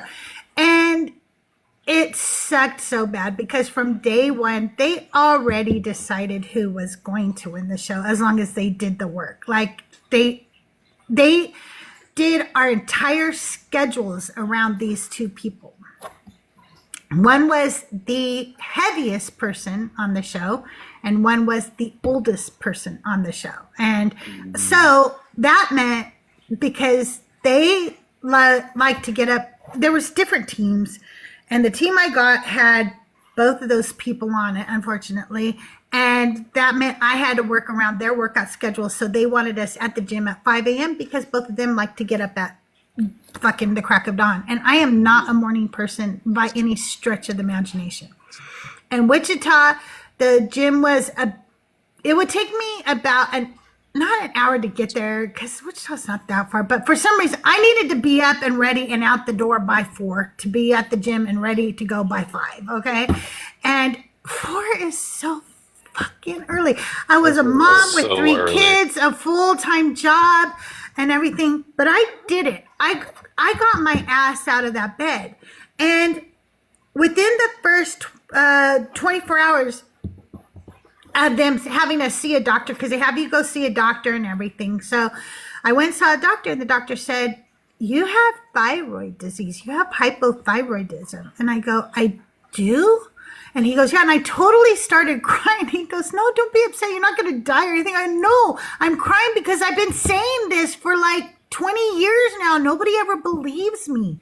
And so he explained to me, he goes, okay, so here's the margin of where your thyroid would be normal or abnormal or whatever, right? And he goes, and sometimes when it's over here, people say it's normal because it still fell within the lines. But to me, being right in the middle is normal. Anything past that is not, you know. And so he goes, and you have also all the signs of thyroid disease, like, you know, your hair is thinning and dry skin, not being able to lose weight, blah, blah, blah, blah, blah, and everything. And he goes, so while, your general practitioner might not have put you on thyroid medication, I'm an endocrinologist and I think you should be, you know. And I was like, okay, awesome. So he puts me on thyroid medication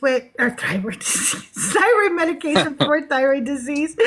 And it was hard to sleep at first, going from not having any of that medication to suddenly having medication. So now I can't sleep. I have to be up at 4 o'clock every morning to go work out. And for 3 days in a row, I've had no sleep. And for 3 days in a row, I'm waking up every morning at 4 o'clock in the morning and still driving myself to that gym. One day I got up and I just sat at these little stairs where I would sit and put my shoes on, and I just was crying. I was just like, I don't. And Doug got up and he's like, what's the matter? And I told him, he's like, come on, I'm going to drive you to the gym. I'm going to drive you. And I'm like, you'll have to sit there for an hour while I work out, you know? And he's like, that's okay. We got this, you know? And I go to the gym and Doug does a workout with me, and he was like, oh my God, that is the hardest workout I've ever seen anybody do. I'm like, I know, it's killing me, you know, and everything. So I was on this show. I think we did it for about 3 months. Everybody lost extraordinary amounts of weight, 70, 75, 100 pounds. I lost 35 pounds after 3 months. I worked out twice a day. I got up at 4 o'clock in the morning every day. I was working in retail. I never cheated. They offered me pills I remember you told me that. Yeah. because The I wasn't show? losing weight fast enough. Yeah. That's And I don't like that at yeah. all. No, neither did my doctor. He was like, "What?" Yeah. You know, I didn't take them, by the way. Oh, good. Another girl and I were both offered pills, and both of us were like pissed because we thought it was all legitimate. We thought it was all about exercise and changing your lifestyle and stuff. And what we found out was, no, it's a competition. We're going to help you lose that weight no matter what it takes for you to get there, even if it's, not good. Not healthy. So, Yeah. and needless to say, the big guy and the old lady won. Just like they wanted them to from the get-go. So it was like what it was, but it was a very fun experience. I met a lot of good people, and I would do it again. It was good. It was fun. It was what it was. Let's see. What's one of your favorite jokes to tell?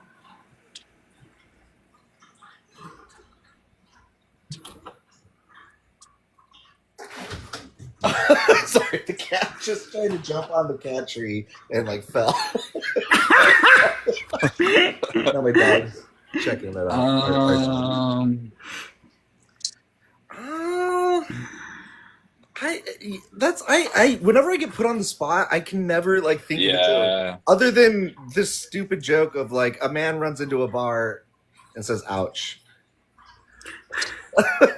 That's like and I hear jokes like here's a all the similar time. one. Two guys walk into a bar. You think the second one would have seen the first one did? Yeah, I like it. I like that one. I like the word jokes. I have one. I think you've heard me tell this before, Crystal. It's a two-part dad joke. And I came up with it myself too. So get ready, Okay. everybody, all 13 people here. So what did my my accountant say when I was spending all my money on hummus?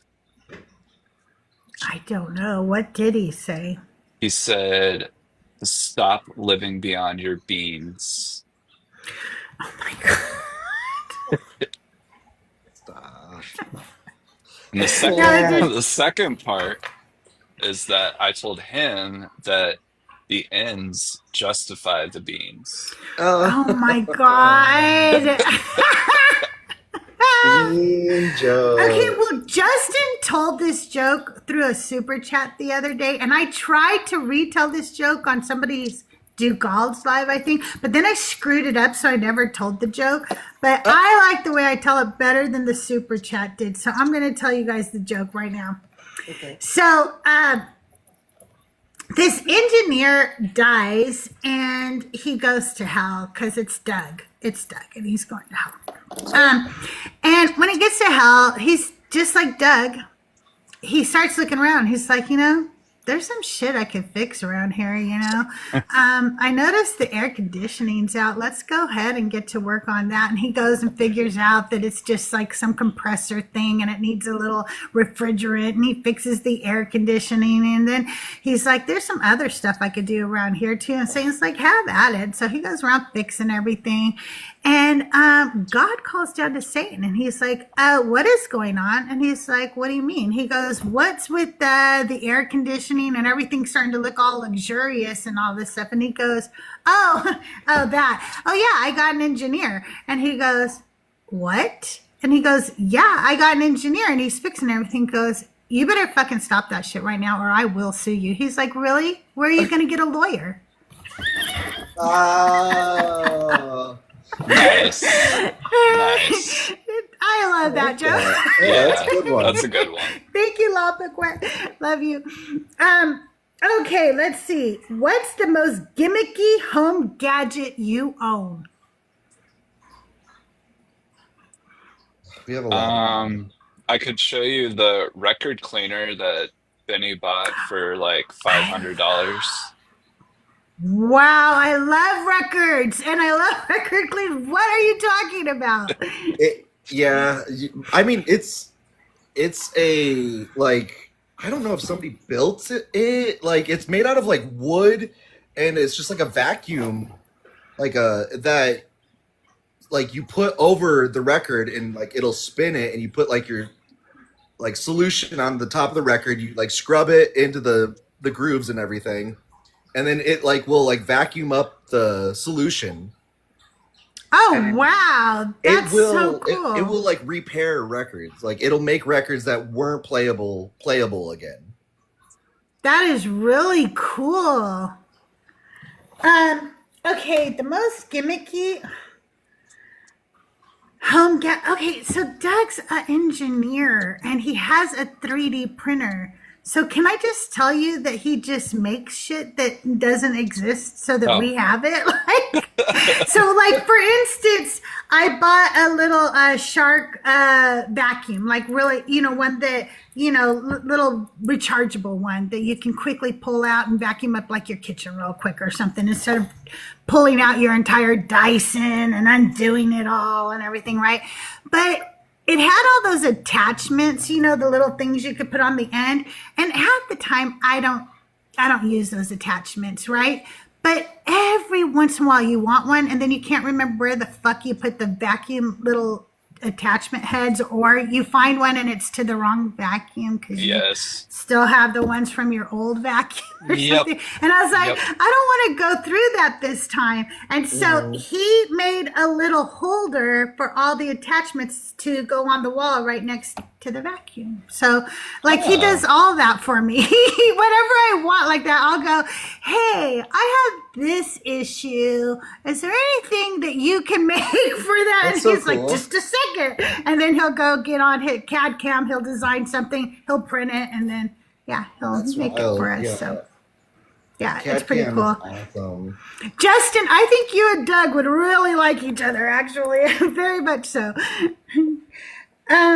Let's see. Who is your celebrity crush right now?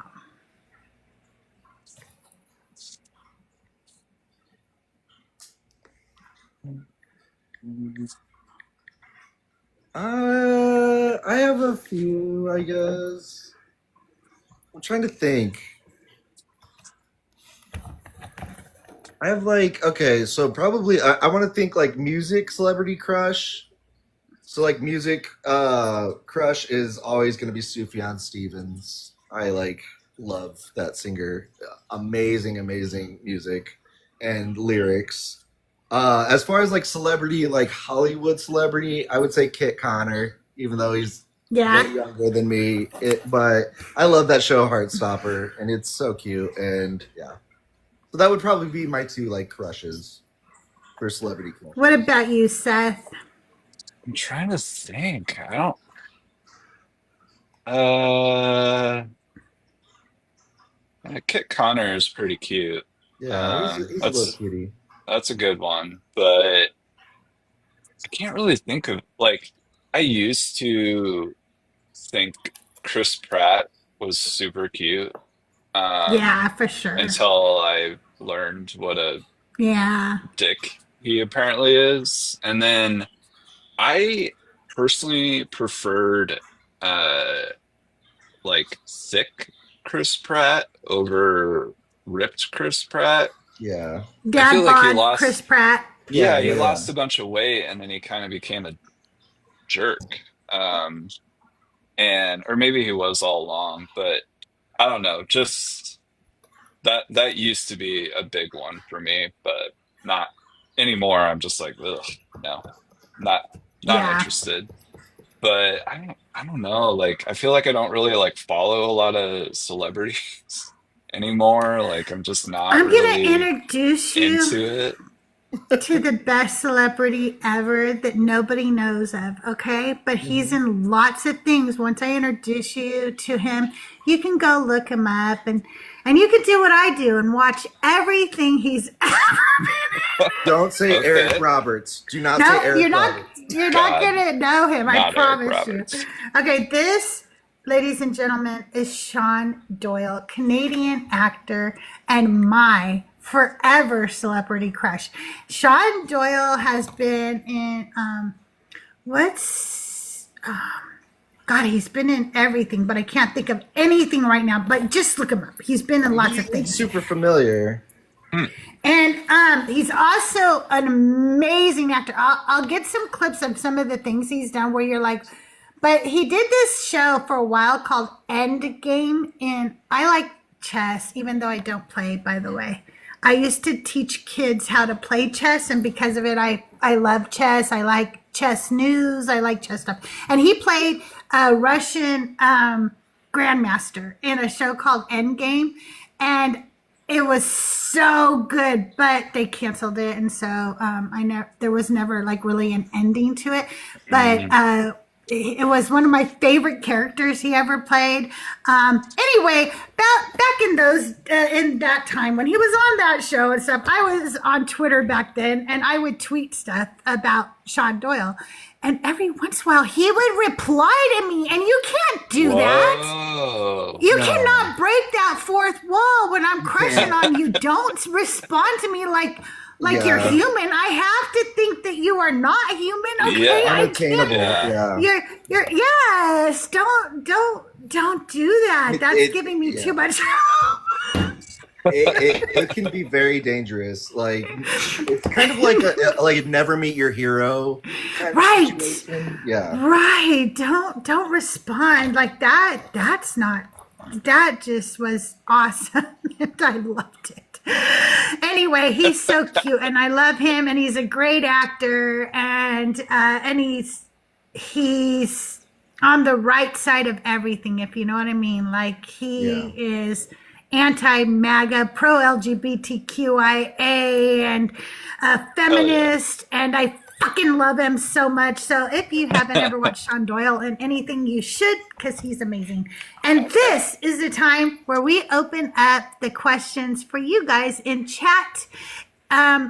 If you would like to ask Benny and Seth, or Benny or Seth, a question, please feel free to put your request in the guest box is open. If you're too afraid to come up, you can ask a question in chat. We'll read it out to you. Now, lately when I've been live on YouTube, Benny, something is happening to my sound, and I haven't been able to fix it.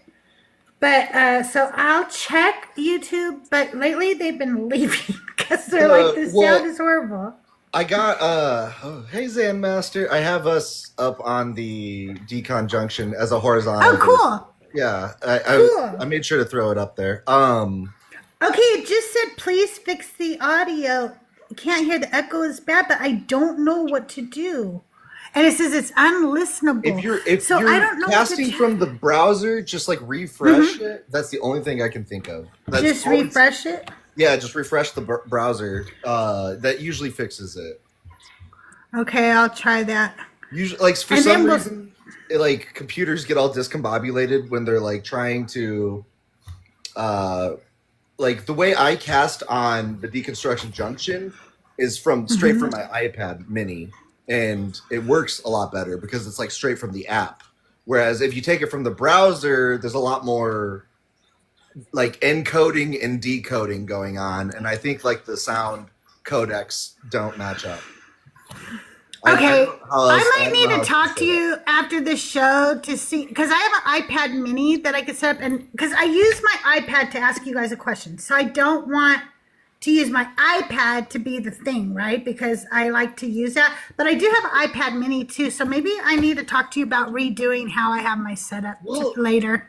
I need to see if it's possible to do that on PC though. Like, do you have a MacBook too by chance? No.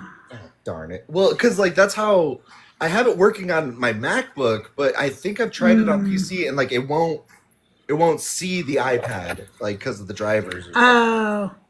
But yeah. Okay, that makes sense. Well, I'll figure something out. We'll get it fixed. Yeah, we're gonna get you a new PC. Google. Yeah, we are gonna get me a new PC. So, Google, I don't need you. Or Siri, I don't need you. Whoever you are, shut up. This is how I talk to my AI. Oh, completely Siri, understand. I'm done. It's always a struggle. I stopped using Siri, AI. go away.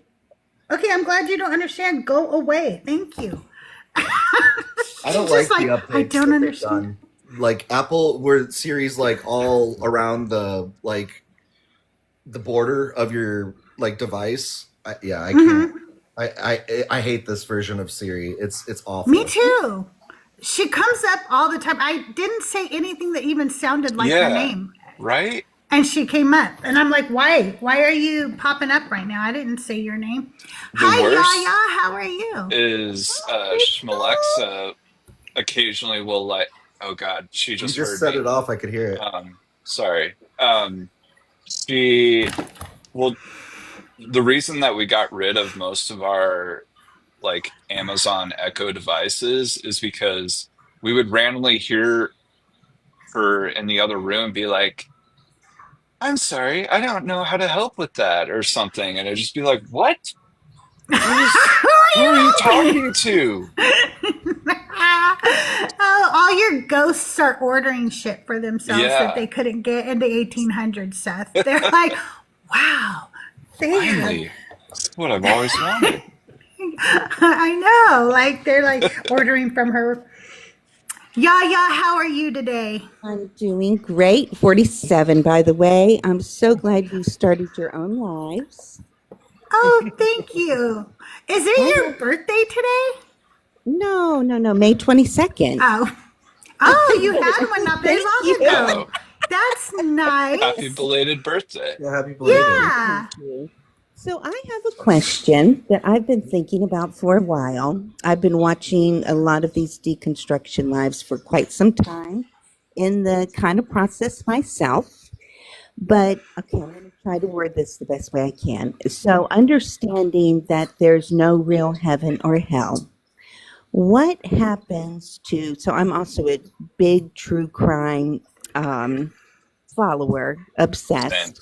We are And too. you know, yeah, love.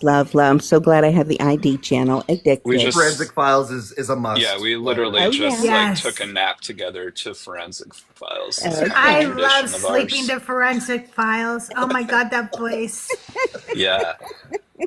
My niece, this was funny. She was talking about like most people go to sleep with ASMR or something. My aunt goes to sleep with, and they plucked her eyebrows out Yeah. and killed her Yeah. with the knife Yeah.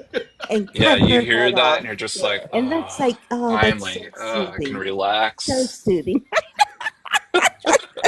I don't get it. It's weird, but Okay, yeah, so I can. you don't get it. Oh, yeah, very soothing. My mom's like, "Don't you have bad dreams?" I'm like, "No, not at all." But here's my question. So we know there's horrific people in the world who do horrible things. And one of the things that soothes like the parents of these people, this or their children, this has happened to, or just, me, we think, okay, there is going to be some justice in the afterlife. So, how do you deal with that? How do you answer that question? That's a good question. That's a really good question. I'm kind of different from like a lot of other deconstruction people because I was not like a major like Christian growing up. So like afterlife to me is more so like just like this ghosty kind of feeling. Like I don't know if it's heaven or hell or if it's they're just ghosts flying around the earth or nothing at all, which is most likely the case is nothing at all. But we don't know. We like with quantum mechanics and like all the weird stuff that happens with people and stuff like that. You can't say for 100%. Like this is the way that it's going. We don't have anybody from the afterlife to tell us. But more than likely, if we were to just go with like like what we've observed, then I would say like I wouldn't be like saying like they would receive any kind of like punishment or anything, but I would say like like they can't hurt anybody anymore, and like whoever they did hurt is at peace if they are no longer living. That's pretty much what I would say, like to anybody. I don't know if I would like go into like any. You could probably, or you could go like and talk about a couple different like beliefs. Like Native Americans believe that like you can your like spirit will pass on to the afterlife, and like you'll like you and your enemies are like friends and stuff. I don't know, like there's all kinds of stuff. Oh, But wow. yeah, I would just say more than likely. Reincarnation, Yeah, that's I mean, like, in a yeah. way, reincarnation's kind of a thing, like because energy transfer. But I don't know. Yeah. Like it's It's a tough. hard And question. I've been thinking Yeah. about it a lot. What do you think, Crystal? Uh, as far as like what happens to bad people, Yeah, like is that what really you mean, bad or what people. happens? I think nothing happens to them. And I think that if we would stop living for an afterlife and start living for this life as a society, we would stop worrying about eternal retribution and start understanding that we need to help people where they're at right now, Right. do things right now here on this earth. And I think that that is one of the biggest detriments to society is religion, believing that there's an afterlife. Because of it, we think that eventually there will be retribution, or there'll be flowers for those who are good. And in reality, if we would deal with these things in the here and now, that would be a lot healthier for all of us.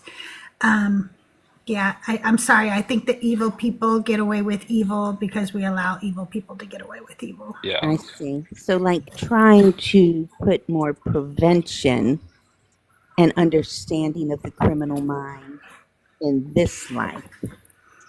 Yeah, yeah, and I What think you're it saying? starts with children, though. If we actually cared about children and stopped pretending because we say stuff like, oh, don't get an abortion if you love children or whatever. That's so Well, fucking that's stupid. bullshit. Let's start taking care about the children who are alive and on this earth, and let's start making sure that they are A fed lot and of cared money. for. Let's start saying that it's okay for people not to have kids.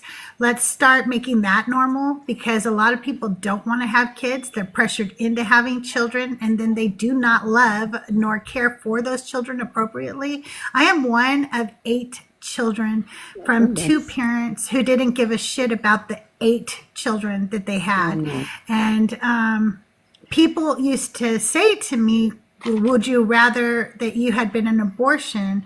And I don't know why they asked that question, because I think they think that everybody's going to say, of course not. But yeah, I wouldn't have cared. I wouldn't have known if I had been an Yeah. abortion. I would have no knowledge. Yeah. I wouldn't know. But what I do know was that I was one of 8 children that was not loved nor wanted, was severely neglected, severely abused, and I don't want that on. I don't wish that on anybody. Yeah. So I think we have to stop. Let's start worrying about right now. I'm going to read you guys something. It's my favorite thing. I read it yesterday. I'm going to read it again. Because if everybody lived like this, the world would be a much more beautiful place. I expect to pass through this world but once. Any good thing, therefore, that I can do, or any kindness that I can show to any fellow creature, let me do it now. Let me not defer or neglect it, for I shall not pass this way again. I'm never going to be on this earth again. Neither are you. Let's do all the good stuff right now. Let's do it all right now. And let's stop worrying about whether people will have retribution when they end alive, because they won't. It's not going to happen. Let's do all the good stuff right now. Let's Yeah. take care of each other, love each other. Do it now. Yeah, I was gonna say that on the like opposite side of that, and what Crystal was saying about the idea of like retribution or reward at the end of your life.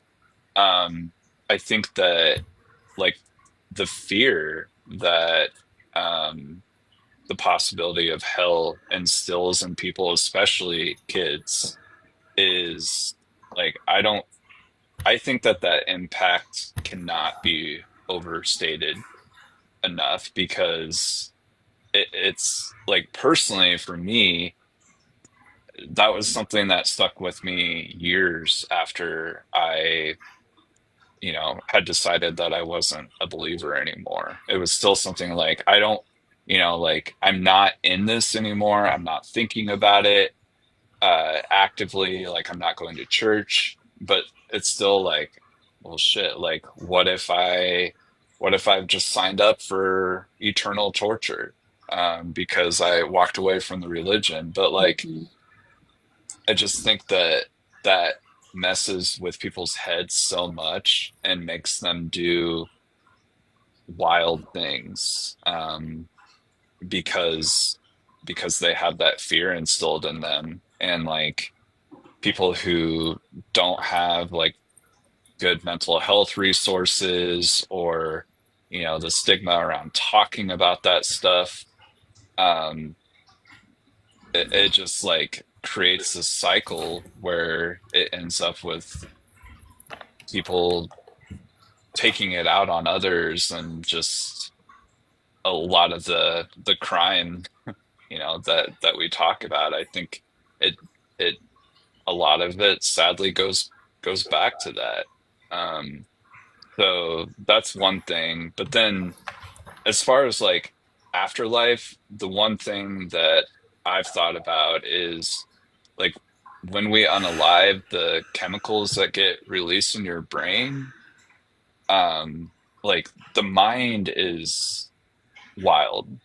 Um, and time is can be like anything in your brain. Like, I remember one time we were playing, do not do this, this is very dangerous, but like, we were playing the pass out game. Um, Oh, and I Yeah. my remember. friend did it to me. And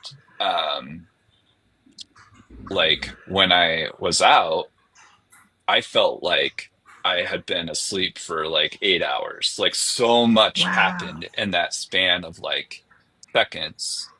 And there's a Black Mirror episode about this too, where like, um it's like this whole video game and everything, and this person's head, and then you realize that this has happened in like a millisecond, like this whole long story.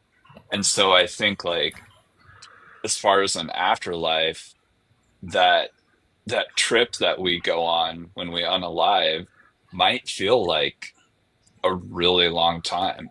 And like, it's kind of hard to say, but that's one thing. And like, the kind of life that you lived um might play into that. So like, if you were like a shitty person and you hurt a lot of people, maybe their final trip um that they go on is going to be like hellish for them. So that's one thing that I kind of like think about sometimes, that helps a little bit. But I definitely do get that, um that struggle of like, when you hear about people being hurt, and like people that have suffered and gone through these horrible things, and seemingly they get no, um Justice. yeah, no justice. And it's like, it's tough to think about that and be like, yeah, if you don't believe in that, it's like, man, that sucks that like there's nothing for them. But I think that's just more evidence that there's not a God, there's not any sort of benevolent creator running the show. Because I think it's just goes back to like, nature is fucking cruel. Yeah. And Yeah. like, I mean, it's beautiful, like, for sure, but at the same time, like, if you watch a nature documentary, Like, damn, nature, you scary. yeah, exactly, Yeah. exactly. And so I think it's just we're part of nature. As much as we want to like try to fight it and say that we're not like part of that, like we're out of the food chain and all that, like we're still part of nature and you can't escape that. Yeah. I like those ideas. They're a little bit comforting. Two thoughts. One that I just heard recently, that if you believe God is omnipresent, that means when that child is being sexually abused, you were right there with them. Mm-hmm. God was right there with them Mm-hmm. and not interceding. Right. And that is not a God that I want to serve. Right. The second No. thought being, I have a degree in psychology. So what, apparently sexual abusers are the one type of people who can never be reformed. So I believe in genital castration for those people. First of all, I think that would be not physical castration. I'm talking about chemical castration. Chemical. But also, people are born psychopaths. They have determined that. And if we could identify those people before they commit crimes, I think that would be helpful. Well, So those two ideas come into mind about, like Crystal was saying, is prevention, basically. Take care of those people before we have the crimes committed. I like that idea too. So those are just a couple of my thoughts. Yeah, they I have, like that. there's new science coming out too with like DNA and CRISPR. Like this is mainly because I had cancer and stuff. And I was like looking into like all the cancer research and everything, but they can identify things like markers that will show if you're going to grow up and have a tumor, or if you're gonna maybe be like a psychopath, like they might be able to see that within your DNA, like your genome, and they can use CRISPR, which is like a really fancy way to say like it goes in, it finds that like sociopath code and it just cuts it out, and then it patches it up, and like that's no longer in there. So like you can, but see then there's like a lot of where the religious like people will say like you're playing God now, like you're messing with free will and stuff like that, but really it's like on the science They have side no of problem with that, though, Yeah. when it comes to keeping a woman who's dead alive so she can give birth to a child. They have Right, no problem with exactly. it then. Yeah, that's disgusting. Yeah, that's so true. But They like, only I want to think play that- God when they want to play God. Don't let anybody else play God. Yep. I think that there's ways that like you can do things where like if it's 100% identifiable like a tumor or like maybe some sort of like sociopathic DNA trait that's passed down, like congenital trait, then yeah, I'm all for like why not? It's not actually taking away their free will. They're still going to be able to No. be shaped by nature versus nurture. Like you're who you're brought up with and who you're around definitely affects like your upbringing, yourself. And so I think that that's completely fine to like help a person along and maybe extend their life, like, and also help their general just mental health.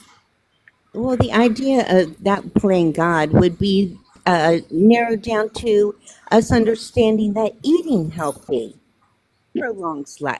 Is that playing God? I mean, just because we have the understanding of what helps us live longer or whatever it might be, is that taking away somebody's free will? That's how stupid that comment is. Yeah. Yeah. But Yeah, can you tell me what CRISPR is? I just had a mastectomy 2 weeks ago. I would have loved if that had been prevented. Right. But just tell me I don't understand. Is that a medical process, or tell me a little bit more about So that? what CRISPR is like, While you guys talk, I'll be right back, okay? in my this harkens back to when I was pre-med and I was in my genetics class. It was just kind of like new stuff. mRNA and an RNA, it's like a little like computer code. Your DNA is like a computer code strung out, and RNA or mRNA will come on, and usually what it will do is like it's like a little like train car that rides the computer code, and then it'll spit out proteins, and those proteins will end up being things like this protein's for eyeball like creation, this protein's for bone creation, or like this protein's for enzyme creation, or like an organ, or it might be for a tumor. And like that's where they have been able to like identify these certain parts of DNA just from studying the genome over and over again.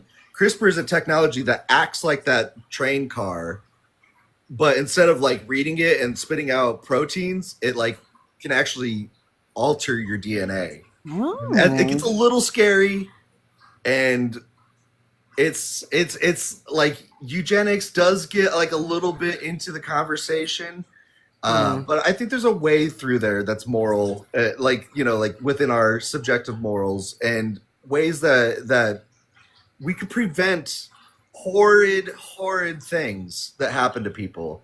Like, I don't know, is it good for the world if cancer is like undone? And I think so. I would think so too. I don't know. Just not producing blonde hair, blue eyed babies. That's what you're saying. Yeah, like that would be weird, honestly. And like, where do you draw the line? I think that's a discussion that should be had in the greater like science and population. But like right now they started to use it to identify like cancer traits, because cancer that I had, and like breast cancer, is something that they can identify, like while you're in the womb, like still developed. Wow, I did not know that. Yeah. Well, that's really cool. I'll look. Is CRISPR a CRISPR? Is it an acronym? Yeah, or I think so. Okay. Well, cool. Love talking with y'all. Thank you. Yeah, I can drop gene editing. That's what it's called. Yeah, gene editing. So like it actually like it's interesting stuff, and it's all like kind of new, and it's all coming out. So hopefully they can do things like prevent cancer or regrow limbs with it. Even in the womb, almost. Well, even like after the womb too. Like you can like literally somebody losing an arm, they can like regrow your limb. Wow. With stuff like that. They can alter cells and how DNA works to where like they can make it work however. Now that, again, talking about like possible like mutants or something, maybe they get crazy with it where they want to grow wings on a human, I don't know. But I think that there's good to be done in that. And you said you were pre-med. So not anymore. No, I changed. I don't know. I had like my friend passed away when I was in college, and I started like looking at how I didn't like the stuff I was like studying. I mean, it was interesting. It was good to know, but I'm more of a history buff, and so I went over to become like a history major. Now I'm like an accountant. So I'm just a jack of all trades. You flopped around a lot, didn't you? I'm a jack of all trades. But that gives you a good background in a lot of things, which I appreciate. I want wings too, Ursi. Sanctuary. Yeah, let's do that. Yeah. Wings would be kind of cool. Thank you. Yeah. Appreciate you all. Yeah, definitely. Let's see if I can drop myself down. Yeah, how are you? Wait, before you go, I want to know how you're feeling. How are you doing since your mastectomy? Okay, thank you for asking. So my surgeon said, it's going to be, I've had many other surgeries. He's like, this is not like that. This is a major surgery. It's 6 to 8 weeks recovery. So I'm going in thinking I'm going to be in bed for, at least 4 weeks. And I had planned all these things like, okay, I'm going to lay in bed, read cookbooks, and my mom can organize my house. I was up and going in 2 days. The pain was minimal compared to all the other things. So if you're in here and you're, having to have a mastectomy, obviously I can't speak for everybody, but it was not bad. It was compared to a lot of things, it was not that bad. So I That's might be an good. anomaly, but thank you for asking. I'm doing great. Good. You know what Well, the worst good. part was? The absolute worst part was the drain. Having to empty that drain twice a day Mm, and the annoyingness of being basically on a leash. That was the worst part for me. But I got that out about a week ago. So I'm doing well. I still have to be careful. awesome. But thank you for asking, Crystal. How are you doing? I'm doing well. I had shoulder surgery, and they also told me I was going to be in bed. Well, not. I was going to be immobile for 6 weeks, not be able to move the arm at all. And it's my right hand, so it's my dominant hand. And then after surgery, he goes, "You don't even have to wear the sling if you don't want. You did great." And so I didn't have to wear the sling or anything. And then when I went into physical therapy, she thought I was mistaken. She thought I didn't know that I had Which surgery. She arm? was like, "I don't think you've had the full surgery. I think he just did a Oh, cleanup. I don't think he." And I'm like, "No, I had full rotator cuff surgery." But yeah, so I it don't went know if very they well just too. give you the like worst case scenario so that, when that doesn't happen, you feel, oh, I'm doing great. Or if other people have it, like didn't have. I'm not sure what the theory is behind that, but I'm glad it I wasn't don't me. know. Yeah. Well, even my uncle had rotator cuff surgery not long ago, and he told me, "Be ready. You're going to be laid Yeah, up for like, yeah. and so, and he said that his, like another relative of his or something, had surgery, and they didn't do the physical therapy, and now like they still have no motion in their, Yeah, you shoulder got or to do that. whatever, and Hmm. yeah, so he was like, "Make sure you do it," and I do it. Interesting. Well, maybe you and I have superior genes. Let's go with We that. do. There you go. We're just badasses, and that's it, Yaya. Girl, You're yes. not like No other little girls. surgery. We're Yeah. not like other girls. You're not like us. You're not like us. That's Right. right. Not Right. like us. Yes. Again. Thank you, love. Thank you. Well, thanks for coming up. We Good really question. appreciate you. Big W in the chat for Yaya, you guys. That was really nice. If you are in the chat and you want to come up and ask the guys a question, the guest box is open. But here, while we're waiting, I have questions that I've never really sat down and talked to Seth or Benny about. I know a little bit about both of them, but not in depth. Okay. So, Benny, you never really fell for this shit the way some of us did. And your mom didn't force it upon you the way some of our moms did. Why don't you tell us a little bit about what it was like for you and your walk with the Lord, if you will. So I was raised Catholic. I've told this story a few times before, and I've posted this cartoon. This is what it's going to lead into in the Discord before. I can always post it again. But we would have CCD, which was like every Wednesday, or it was like a morning thing where you would go and you would learn Catholic things, and you would like do coloring. I only did it until about like first or second grade. I was like 6, maybe 7, and one night or like one class, they played this like cartoon for us, and it was called like the proudest tree or something like that, and it's a book, and like it's a pretty famous book from the 80s, I think. I think it's called like the proudest tree. Yeah, the proud tree. And if you look it up on YouTube, it's there, and it's very like traumatizing of a cartoon to be watching like, as a kid, because it's about this like tree that's like, oh, haha, I'm the coolest tree ever, and he's like talking to the other trees, and he's like, I'm such a good looking tree, and then all of a sudden he's like being cut down, and he's like, ah, and they're like axing him and like cutting him down. He's like, what's happening? And then he wakes up, and he's the crucifix, and like he's being carried by Jesus, who's like being like tortured and whipped, and like Jesus has to like carry him through the thing, and then like he like passes out or something, and then like wakes up again, and Jesus is nailed to him, Oh and my God. this is all like in a cartoon, and like he's like bloody, and it's very dark and scary, and it was first off like, why are trees talking? I don't know what's going on there, but it was just like so scary. I like it freaked me the f out. Like I had like a panic attack as a kid because I was like, I don't like any of this. Like I didn't quite understand it, and uh it just seemed like really violent Mimi and said that gross. sounds like an evil version of the Giving Tree. I wonder if they were trying to rip off the Giving Tree. I'm sure, yeah.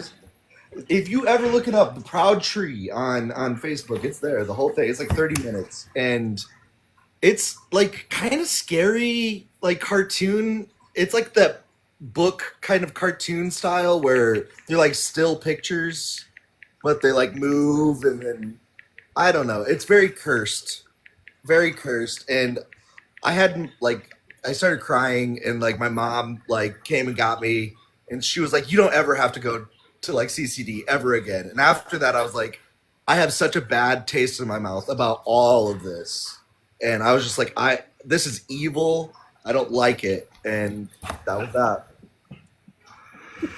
I would say that the verdict is in. I've done my 2 seconds of very in-depth research, and Shel Silverstein wrote The Giving Tree in 1964, and The Proud Tree was written in 1976. I would just say it's another thing that Christians ripped off and tried. Yeah.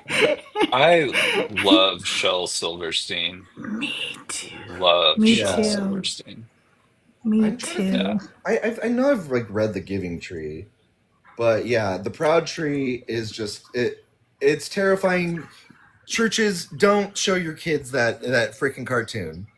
Like, and if Okay. your kids like it, there's Or something wrong do going so on. it turns more people away. Or yeah, I don't know. Now we're thinking maybe we need to get that in the hands of every church.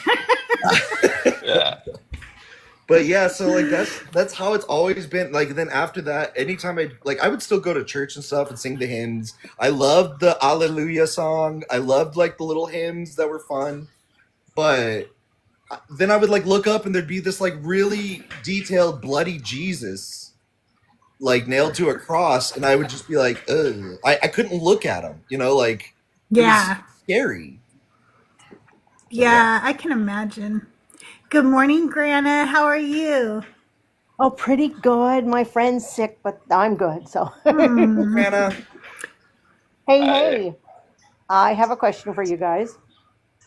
If you have an argument, what ways or what's the best way you've found to work together to solve it? I like that. that's a really good question. Communication, explaining your point of view and using like uh my opinion or like my view or like this made me feel like type of like that type of communication and explaining yourself, I think, is very helpful. Like Seth and I, like we've gotten into arguments before, but we're like 7 years together, and I don't think we've ever been in an argument that's like gone on longer than like maybe like an hour. Before we like calm down and we'll like actually just like say our feelings, and Yeah. and, I'd and say like like hash it out. taking a step back and like not, because I have a problem with like catastrophic thinking where one That bad you do. thing happens and it's like, oh, I'm cooked. This is over, and like being conscious of that and making sure that you avoid those traps, those mind traps. And yeah, just like taking a breath. You might need to like walk away for a minute, but that's okay. Um, and talk it out. Like don't let it fester. And that's also advice for myself because I I'm very passive and If sometimes something's passive bugging you, aggressive, if and if something's yeah, bugging you you, just let it out. But yep. do it when you're like not very emotionally charged. Like let it out and try and get it out there as like neutral as you can. I think is the best way. And active listening is another thing. Like a lot of people will talk with each other, but they're more talking to each other, and like listening and really like giving them like the time and like your empathy and sympathy and like the ability to kind of put yourself into their position, I think really helps. It can also be bad though, because I end up being like too empathetic to where I'm like, come on guys, like maybe John Wayne Gacy was just misunderstood, or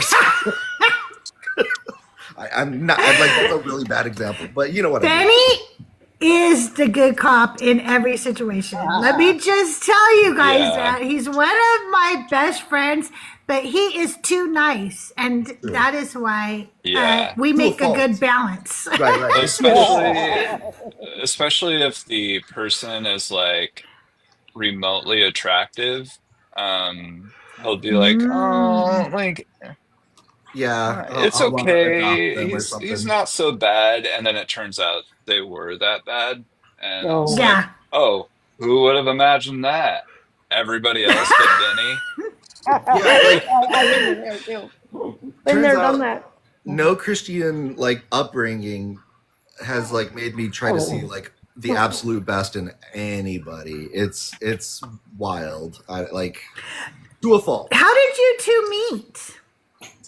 Online, Online. Yeah. on the apps. Oh, that's okay. Cool. Where did you Yeah. guys go for your first date?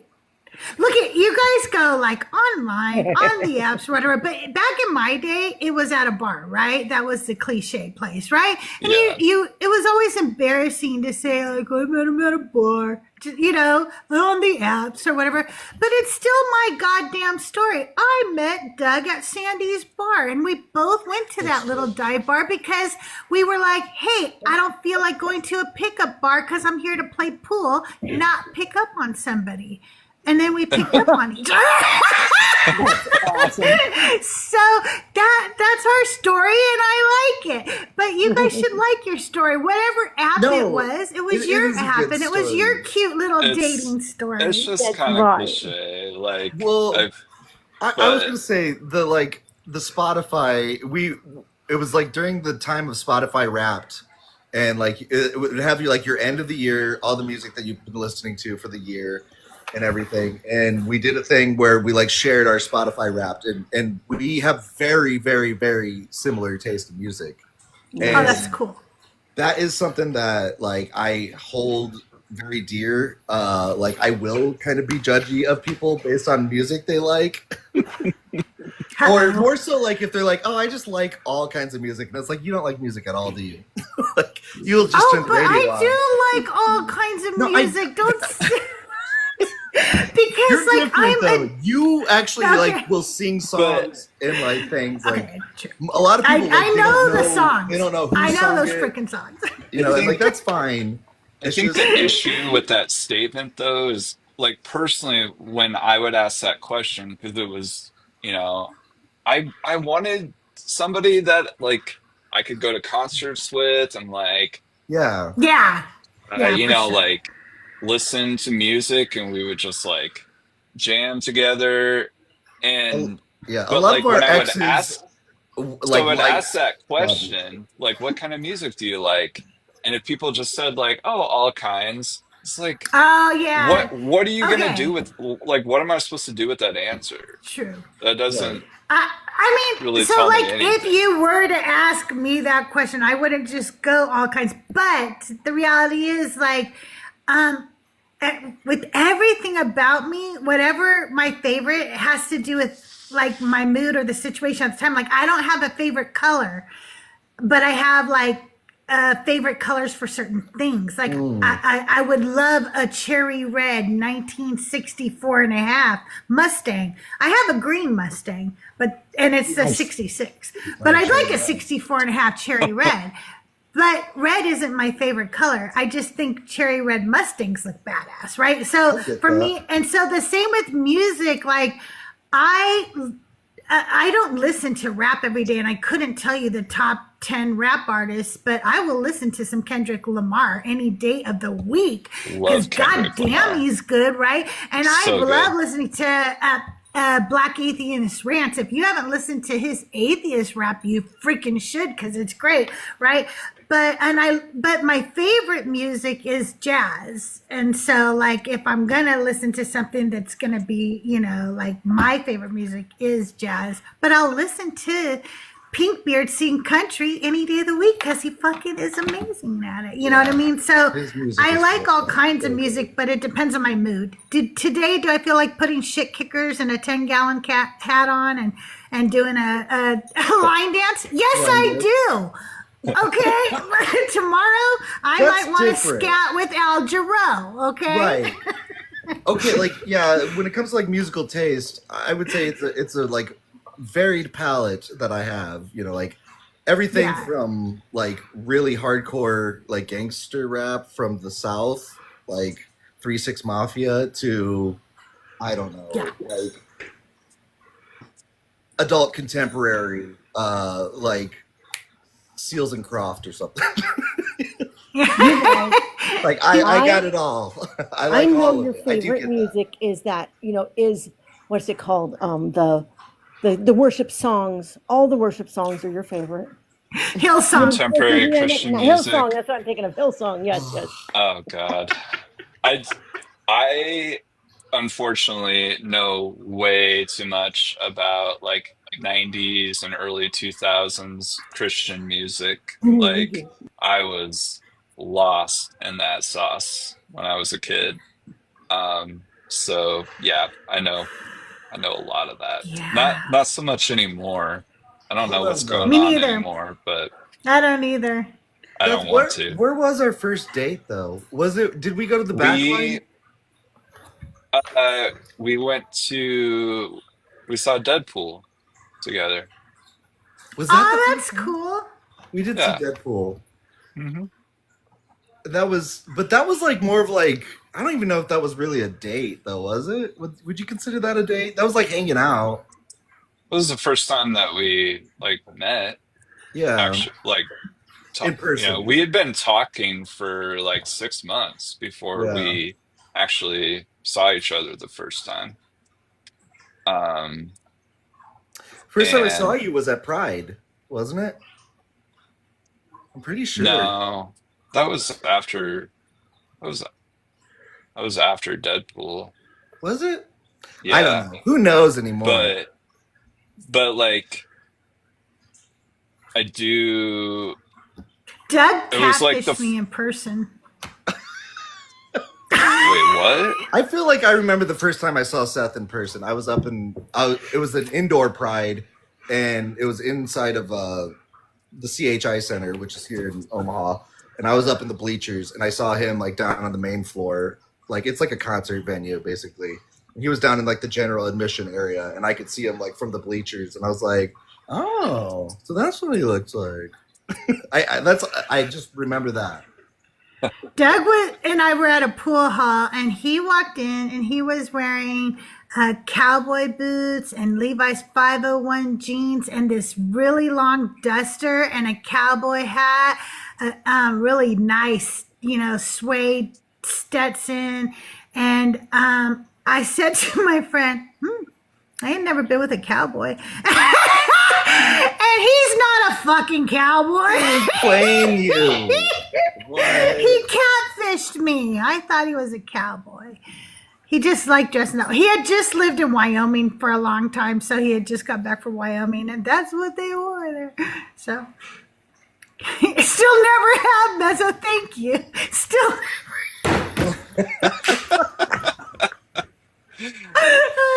fucking true. So I don't know, true. like, would you have stayed with him though if he was like a cowboy? Like, does he have to think like a fucking cowboy? Well, yeah, like I don't know if you dress like a cowboy. I feel like Actually, he dress the did. same. He did think like a cowboy back then, and I did stay with him because I was a little conservative. Obviously, I wasn't that conservative. I was out pool hall, and I was picking up on somebody. So that was a little one of my ankle times where I had show. backslidden, I guess. I feel like the '80s really had those. Everybody was 80s like, and 90s. This was now the 90s. We have moved was 90s? into the 90s. Oh, wait. Yes, it's the 90s because my son is born. So it's the 90s now. Aw. And we got married in 1995. So we are a 90s couple for sure. I can imagine This year, what that wedding. 30 I years. bet I know exactly what that wedding kind of looked like. Okay, tell me about my wedding, and you tell me something, and I'll tell you what really happened. Okay, go ahead. What was it like? Light pastels. Black and white. Big bangs. Dang it. Black and white. Big bangs. Black and white. I did have some bangs. I did have bangs. I feel like blonde, like kind of like a bob haircut, with bangs, and then like a nice long like floral print dress, maybe. Just a ivory white straight dress that I put beading on. California though, I'm thinking like Midwestern wedding. I'm like picturing like my aunt's wedding, which is pretty much. I got married at the Garden of the Gods in Colorado. Oh yeah, you I did. remember you. That's cool. That is really cool. Yeah, it was. My friend said, "Why don't we do it at the Garden of the Gods?" And I was like, "Fuck yeah! Who doesn't want to say 20 years from now that they got married at the Garden of the Gods?" And here I am, 30 years this year. I still love saying that. It's so cool. That's awesome. Where did you get married? The Garden my of the aunt- Gods. My aunt got married, and they had the marriage in a wedding or in a chapel that's within a hospital that she worked at. And I felt like that was like very 90s, like, or like in a mini mall or something. Yeah, my mom was mad. She was so mad that we were getting married outside. She believed that God could not sanctify that marriage if we were not inside a church. And I was adamant that that was the dumbest thing I had ever heard, because God's church was nature, and that I should be getting married outside because that's where like really God is. He created the sanctuary where I was going to get married, right? And she was so mad that I was getting married outside. And I was like, but I actually have a pastor and stuff who is ordained and stuff. So like I could not fathom that it needed to be in a building. Like to me, that was just, I think I was deconstructing is what I was doing. You know what I'm saying? Like all these rules you give me, I think are stupid, and I'm going to go against them. So I just didn't know I was doing that already. But I was like, nah, I'm getting married outside. She hated everything about the wedding. My husband wore a tux with a bolo and a cowboy hat and cowboy boots. And so did my son. And I thought they looked adorable. And, because we were getting married in Colorado, I had to give them that Colorado feel, right? Well, like Garden of the Gods is like, yeah, it's got to have that Colorado feel. I get what you're saying. I definitely get what you're saying. Bolo tie, Yeah.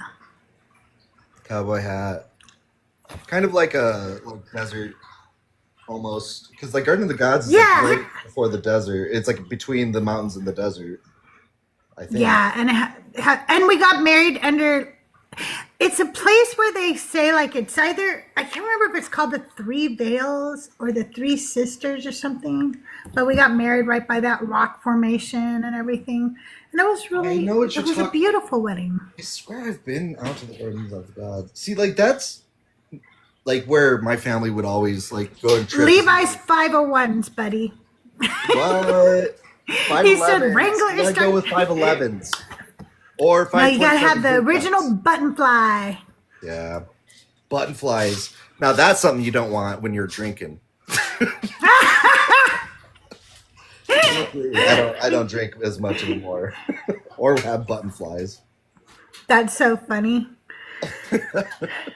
Nothing like fighting with your button fly for like 2 minutes before you. That's how you pee your pants. Yeah, for sure. Grana, did you have other questions for Benny and Seth?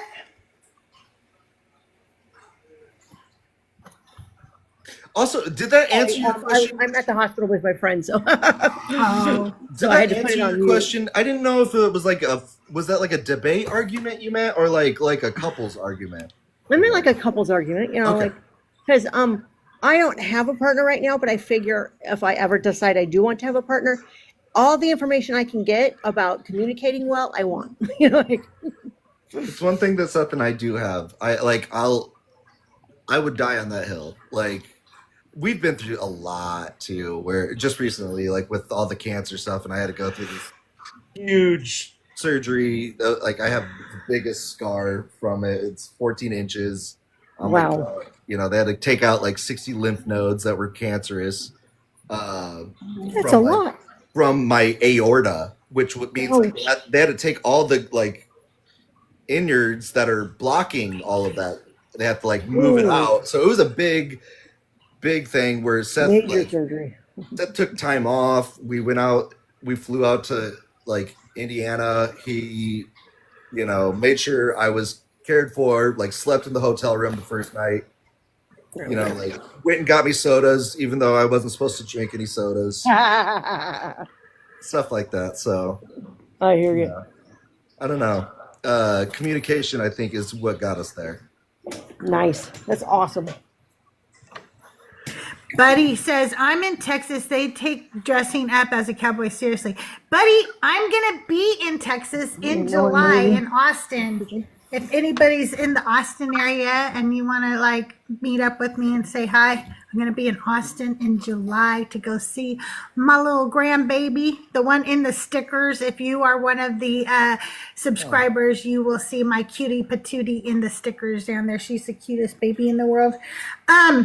Okay, you guys, I could talk to the two of you all fucking day long.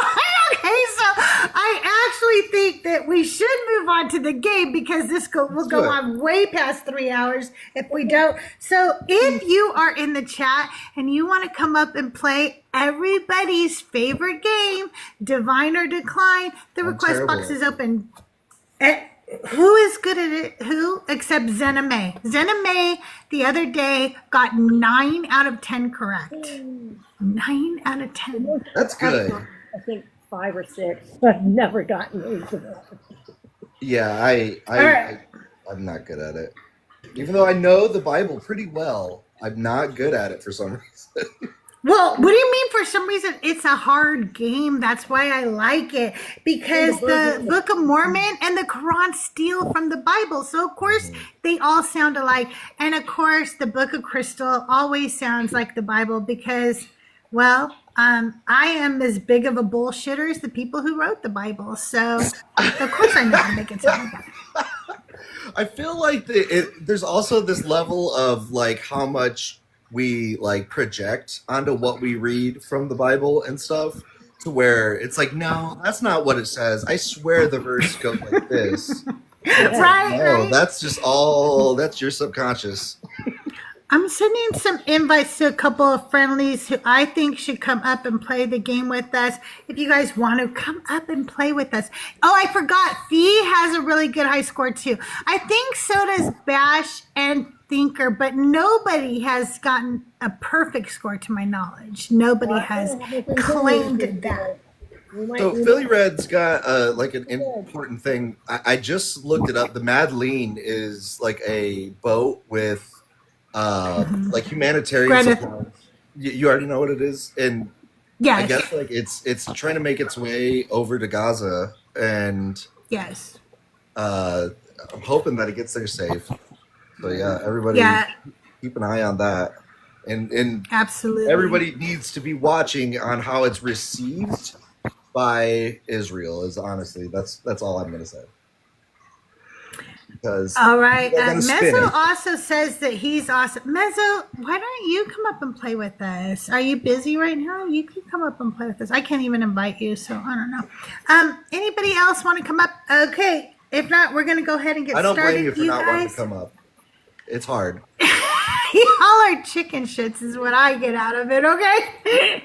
Oh, yeah, I forgot. You are bananaed. Oh, Okay, shit. I forgot about that. Dang it. That's why we Dang didn't it. have ass today. Sorry. Oh, Atheist yeah, Sunday that's why school. there was no ass. There was no I ass hate when I today. miss ass. No Sunday ass.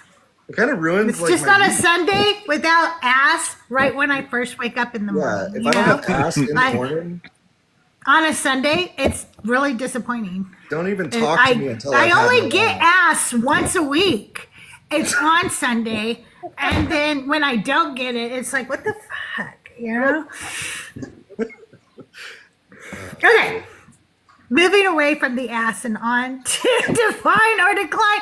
If you are a subscriber, you have special stickers for the game. They are in the little emoji sticker things. Put a D with a halo up if it is divine. Put the D with the horns that's facing backwards if it's decline. Here's how we play. I'm going to read a phrase. If the phrase is from the New American Standard Bible and it has not been misquoted, that means the answer is divine. If it is from the Quran, if it is from the Book of Mormon, or I made it up, or I bastardized something, then it's decline, okay? So that's it. There's no points, there's no winners, there's no losers, just a bunch of people who are bitter at the end of the game. So let's get started. Okay, ready? I'm going to... Do you guys want me to go Granny down to Benny or Benny up to Granny? Which way are we going on the answers today? Benny up to Granny. Okay. Okay. Okay, ready? Here we go. Bless those who persecute you. Bless and do not curse. Benny boy.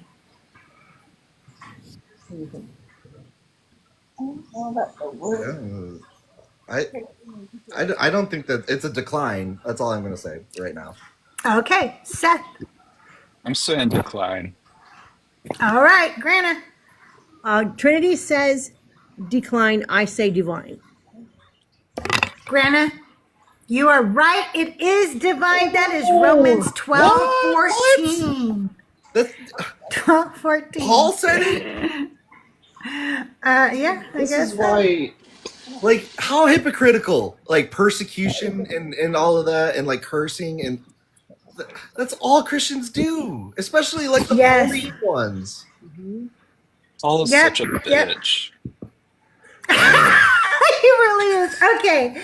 And that it is he who enriches and impoverishes. Benny boy.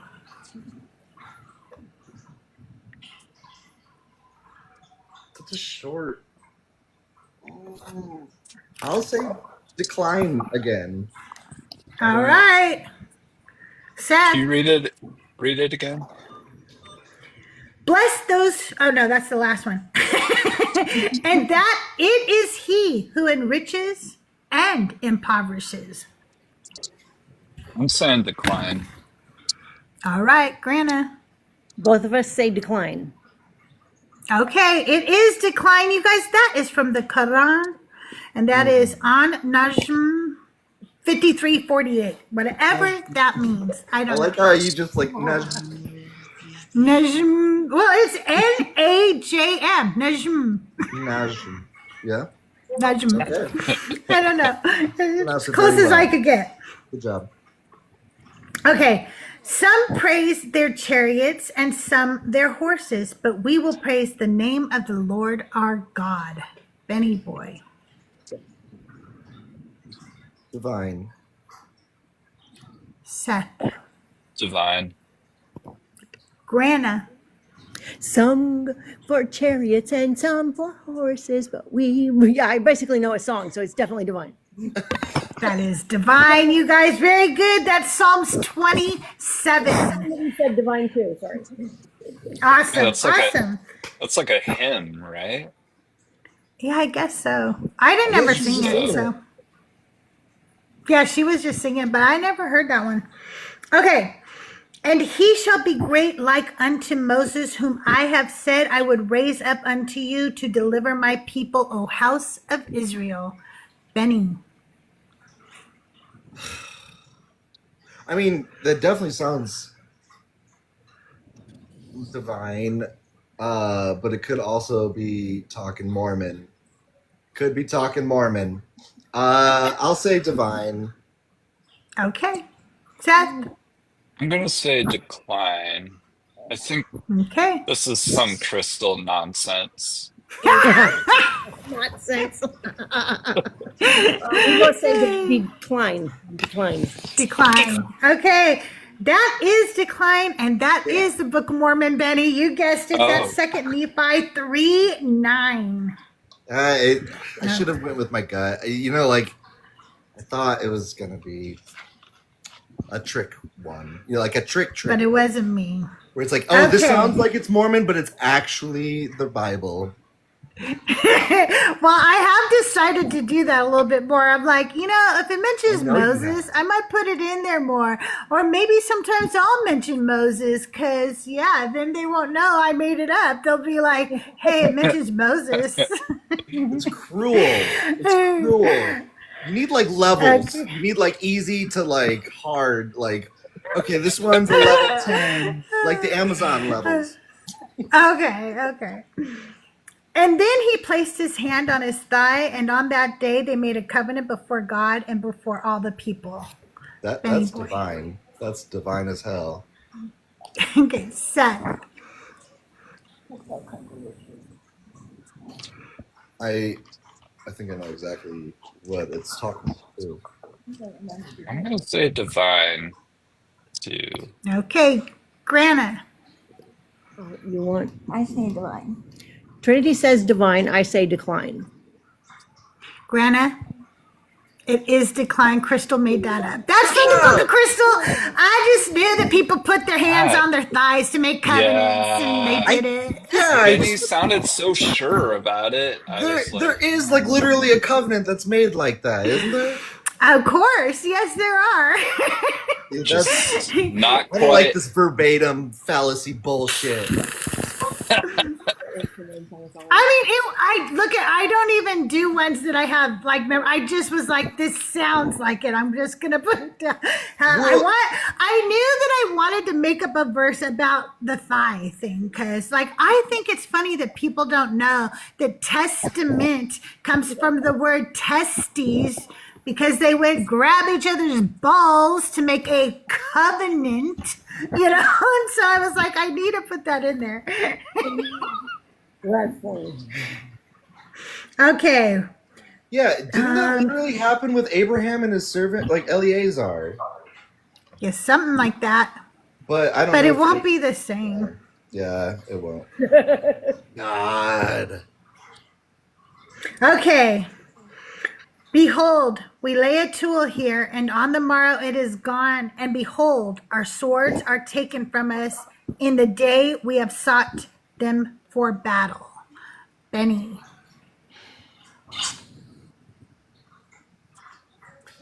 I'm gonna say decline. All right, Seth. Do the opposite of what I'm saying because I'm awful. Can you read it again, please? Sure. Behold, we lay a tool here, and on the morrow it is gone. And behold, our swords are taken from us in the day we have sought them for battle. On the morrow? Mm-hmm. Who talks like that? You said this is New American? Is this the New American? Yeah, New American Standard Bible. The NASB is. I don't know if it would use the word morrow. I think it's decline. Okay. That Brianna. sounds weird. We both say decline. That is decline. It is weird because that would be from the Book of Mormon. That is Helaman 1334. And yes, morrow means tomorrow. I mean, I know it means tomorrow. Because tomorrow means, two. Yeah. And then morrow, and then they put them together and made it tomorrow. But Okay. it was giving weird JV. Mormon. It was. Yeah, it was. Okay, let's see. Of what avail to them will be their past enjoyments? Penny boy. What was that again? Of what avail to them will be their past enjoyments.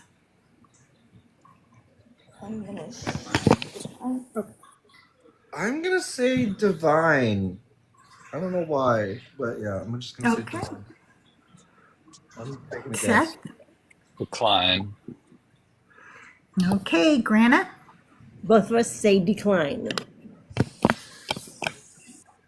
And that was declined. That is the Quran, Ash Shu'ara 26207. Now that you say that, that does sound very Qur'an-y, where it's like, oh, you'll get 40 virgins, you'll have all these great things, and 72. Yeah, exactly. Okay. The conclusion, when everything has been heard, is fear God and keep his commandments, because this applies to every person.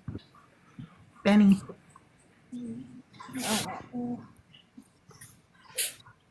It sounds made up. It sounds close, but I decline. I'm gonna say decline. Okay, Seth. Decline. Okay, Grana. We both say decline. Okay, you're all wrong. That was divine. That was Ecclesiastes 12:13. I like it that L says Qurani. That sounds Qurani. That sounds Qurani. Momo. That's Qurani. well, we're gonna call things Qurani, Momo. That's Momo. That's so Momo. Okay. So let's see. We have two more. And number 9. And everything. Oh, I'm sorry. I can't read words. Excuse me. Let me start over. Take 2. And everywhere they went, they performed miracles in the name of the Lord. Benny. That's divine, right? Seth. Oh, it was. Oh. Decline. You do that because Benny's down there going, oh no, I made a mistake. Well, it's like a verbatim Grana. fallacy thing where it's like. We I both don't say know. decline. No, I'm nervous. Okay. Oh, no, sorry, she said divine. Oh, no, both said Oh. divine. Never mind. I'm forgetting the Oh, okay. Well, it's declined because I just made that up. I knew they said something like that. Signs but and wonders. I didn't know what they Signs said. and wonders. It doesn't say miracles. It says signs and wonders. Okay. And I didn't know what it said. I just knew it said something about them doing something. Yeah. I was like, okay, I know that this says something about them doing miracles or something. All right, you guys, number 10. This is for all the marbles, okay? Winner takes all, whatever that means, because we haven't kept score at all.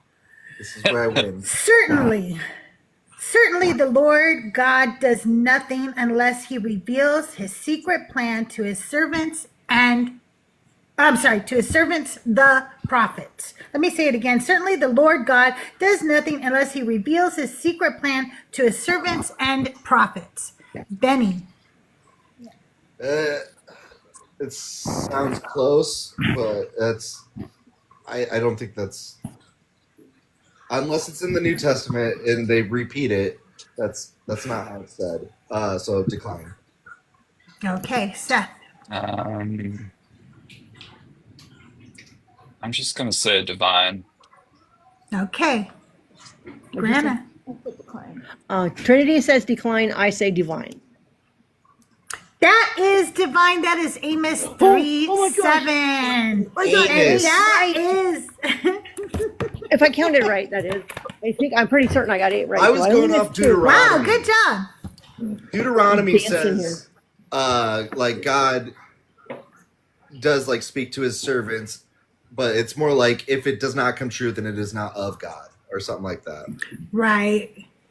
This is one that I can't remember his name is. Used to bring up Demi used to bring this up a lot because he was like, if God always tells his prophets everything he plans to do, then why didn't any of them actually prophesy Jesus clearly?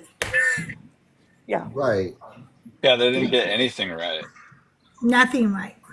Well, I'm going to drop down, Crystal, but thank you all. That was Grana, thank you for being here. You guys, big Bye, W in Grana. the chat for Grana. We love you. You're always such a, and Trinity too, you guys. Tell Trinity we said hi. Thank you so much for being here, Beth and Beth. You're Beth now. You're just Beth. That's your name. Beth, the two of you are Beth. Is that like Tony Orlando and Dawn? Was Dawn Yes. Was Dawn the whole backup singers, or was it just one backup Just one. singer? Which one was Dawn? Yeah, we'll Okay. never know. Yeah. We used to have two fish. We had two fish that we named Dawn. They were two like yellow cichlids, and we would just name them both Dawn, like as a group. Oh, that's so funny. I love that. I love Tony Orlando. Oh, tie a yellow ribbon round the old oak tree. That was about the Iranian, whatchamacallit, like hostage crisis. Did you know that? What? Do you want to know what my mom told me that was? What? She told me that was for when men went to prison and then they got out. They would be like, hey, I don't know if you want me coming back home, so tie a ribbon on the tree and I'll know you're good with me coming back now that I've been released.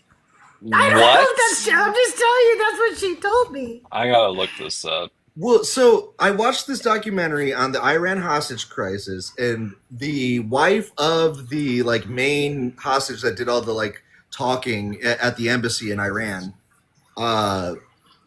she like went public and like wanted this like very peaceful, non-violent like way through all of this. So she just like kind of quelled all the anger of Americans, and they came up with this tie a yellow ribbon around the tree in your front yard or a pole or what have you. And I don't know if there's like other things that had ribbons where you would tie it maybe, but yeah. So I don't know. this says it originated from the song by Tony Orlando and Dawn in the 1970s. The yellow ribbon became a widely recognized symbol of support for the return of American hostages held in Iran. Beyond this, it has also been used to represent support for troops and military troops service. that are on. Yeah, that's another one. Okay, on but wait, I alignment. want to know, where did Tony Orlando get it? Like, did he get it from prisoners coming home? That's what I think want. he got it from the lady. She was campaigning, and I think he made the song in like solidarity. I thought he wrote it before she did that. But maybe he did, and maybe it is about prisoners or something. I don't see Like, anything not about hostages, that. I think your mom was smoking something. Okay, let's see. Tony Orlando did not write Tie a Yellow Ribbon. The song was written by L. Russell Brown and Irwin Levine. The song follows a story about a man returning home from a 3-year absence and uses a yellow ribbon. But where is he? Where is he? Absence. See, there's always a story behind the story. The song is told from the point of view of someone who has done his time in prison. Oh She my did it god. right. Your mom wins. Now I've got to know what is and isn't mine, and is uncertain whether his girlfriend will welcome him home. I'm really still in prison, and my love, she holds the key. Those are actual words in the song. Okay, so she didn't lie to me. My mom was a lot of things, but she wasn't a liar, at least that time. It got popular because of Iran and all of that, I guess. I don't know. And just to bring this story full circle, my mom's name was Nancy, and as we said at the beginning of the show, fuck Nancy. No, just kidding. It does bring it full just kidding. circle. Fuck Nancy, everybody, we're out. We're out. Nice to see you guys. Anyway, Benny, you've been going live lately. Do you intend to continue to do that? Yeah, I want to start doing it. I've been on a new medication that's been making me like super like lazy and tired. But it's only supposed to be for like 4 weeks. I do want to go live more because I have a studio now. Cool. And I have like the instruments are working, and I was just going to tell you, Seth, I actually got Ableton Live Lite, which is free. So we don't like pay for Ableton. Yeah, so I my goal is to be like a Temu version of Mezzo. So, like, all right, I love that. I cast him a lot on the Deconstruction Junction channel, and sooner or later, Mezzo's gonna, either blow up or move on to bigger, better things. And people are gonna have this void, and then I'm gonna fill that void with like, I can't believe it's not Mezzo. Oh, I love that. Maybe you could get Fabian to be on your show with you. Oh yeah. Good. If you don't get that reference, people, okay, let me come in close. I'll hold your hand and tell you. Fabian was in the 80s a really attractive man who did covers of romance novels and became very popular for that. And then he got the gig for I Can't Believe It's Not Butter. Okay, so Fabio. Oh, Fabian. And I was like, Fabian's like a... I'm sorry. Okay, back up. Tell the whole story again, but with the right name, okay? Yeah, Fabio. He also got hit in the face with like a pigeon. A bird while he was on a roller coaster or something, right? That was fucked up. That is the wildest story. Yeah. One time he was in a restaurant and somebody else famous was in the restaurant and these girls were like, talking about him, but the other famous person thought they were talking about them. They got very rude with the people, and Fabio was like, come over and like join me or whatever, and he was super nice to them, and the whole time that's who they were talking about, and he's super nice, I hear. So I've heard only good things about Fabio, so if you ever meet Fabio in the streets, say hi, give him a hug, he'll probably hug you back. Anyway, you guys, thank you so much for being here. Thank you for all the likes, the shares, subbies, and all the good things. And Benny and Seth, thank you so much for being here. If you don't know, you guys, I want to give Benny some kudos real quick and Seth some kudos real quick. Benny is the creator and founder of the Deconstruction Junction Discord. He has brought together well over 40 creators in the Discord and nearing 4,000 members soon, where we come together, we help each other deconstruct. We've created a community. We have helped people who are unhoused. We've helped people who are hungry. We have helped people who have needed medication. We have helped people pay their medical bills, pay their schooling, get a washer and dryer. We've helped people get medication that they no longer could afford. We've helped people with so many things because of his Discord. And so if you do not follow Benny, you should be doing so today. And if you're not a member of the Discord, the link is in my bio. It's the Deconstruction Junction. And Benny, I can't thank you enough for everything you've done. Like, you literally have changed lives in such a short amount of time too. And you're very humble. You always like to make it seem like it's everybody but you. And I want you to know that we see what you do. We see the hard work you put in, and not everybody sees it, but people who are close to you, we see it, and we love you. And I'm very, very proud to call you one of my best friends. I really am. I love you so much. You guys as friends. This is all just me trying to win over you guys to be my friend. That's what it is. So it's all selfish. It's cool though. If that's what you're trying to do, if that's your little evil plan, what a great evil plan. I know. Okay? It's gonna help be friends with people. And Seth, by the way. Wait. Hello? Can't hear. We can't hear you, Crystal. Muted. Wait. You're more than... Oh, now we hear you. There you are. I got a phone call. I had to decline. I had to decline my daughter. I'm sure I'm going to hear about that in a minute.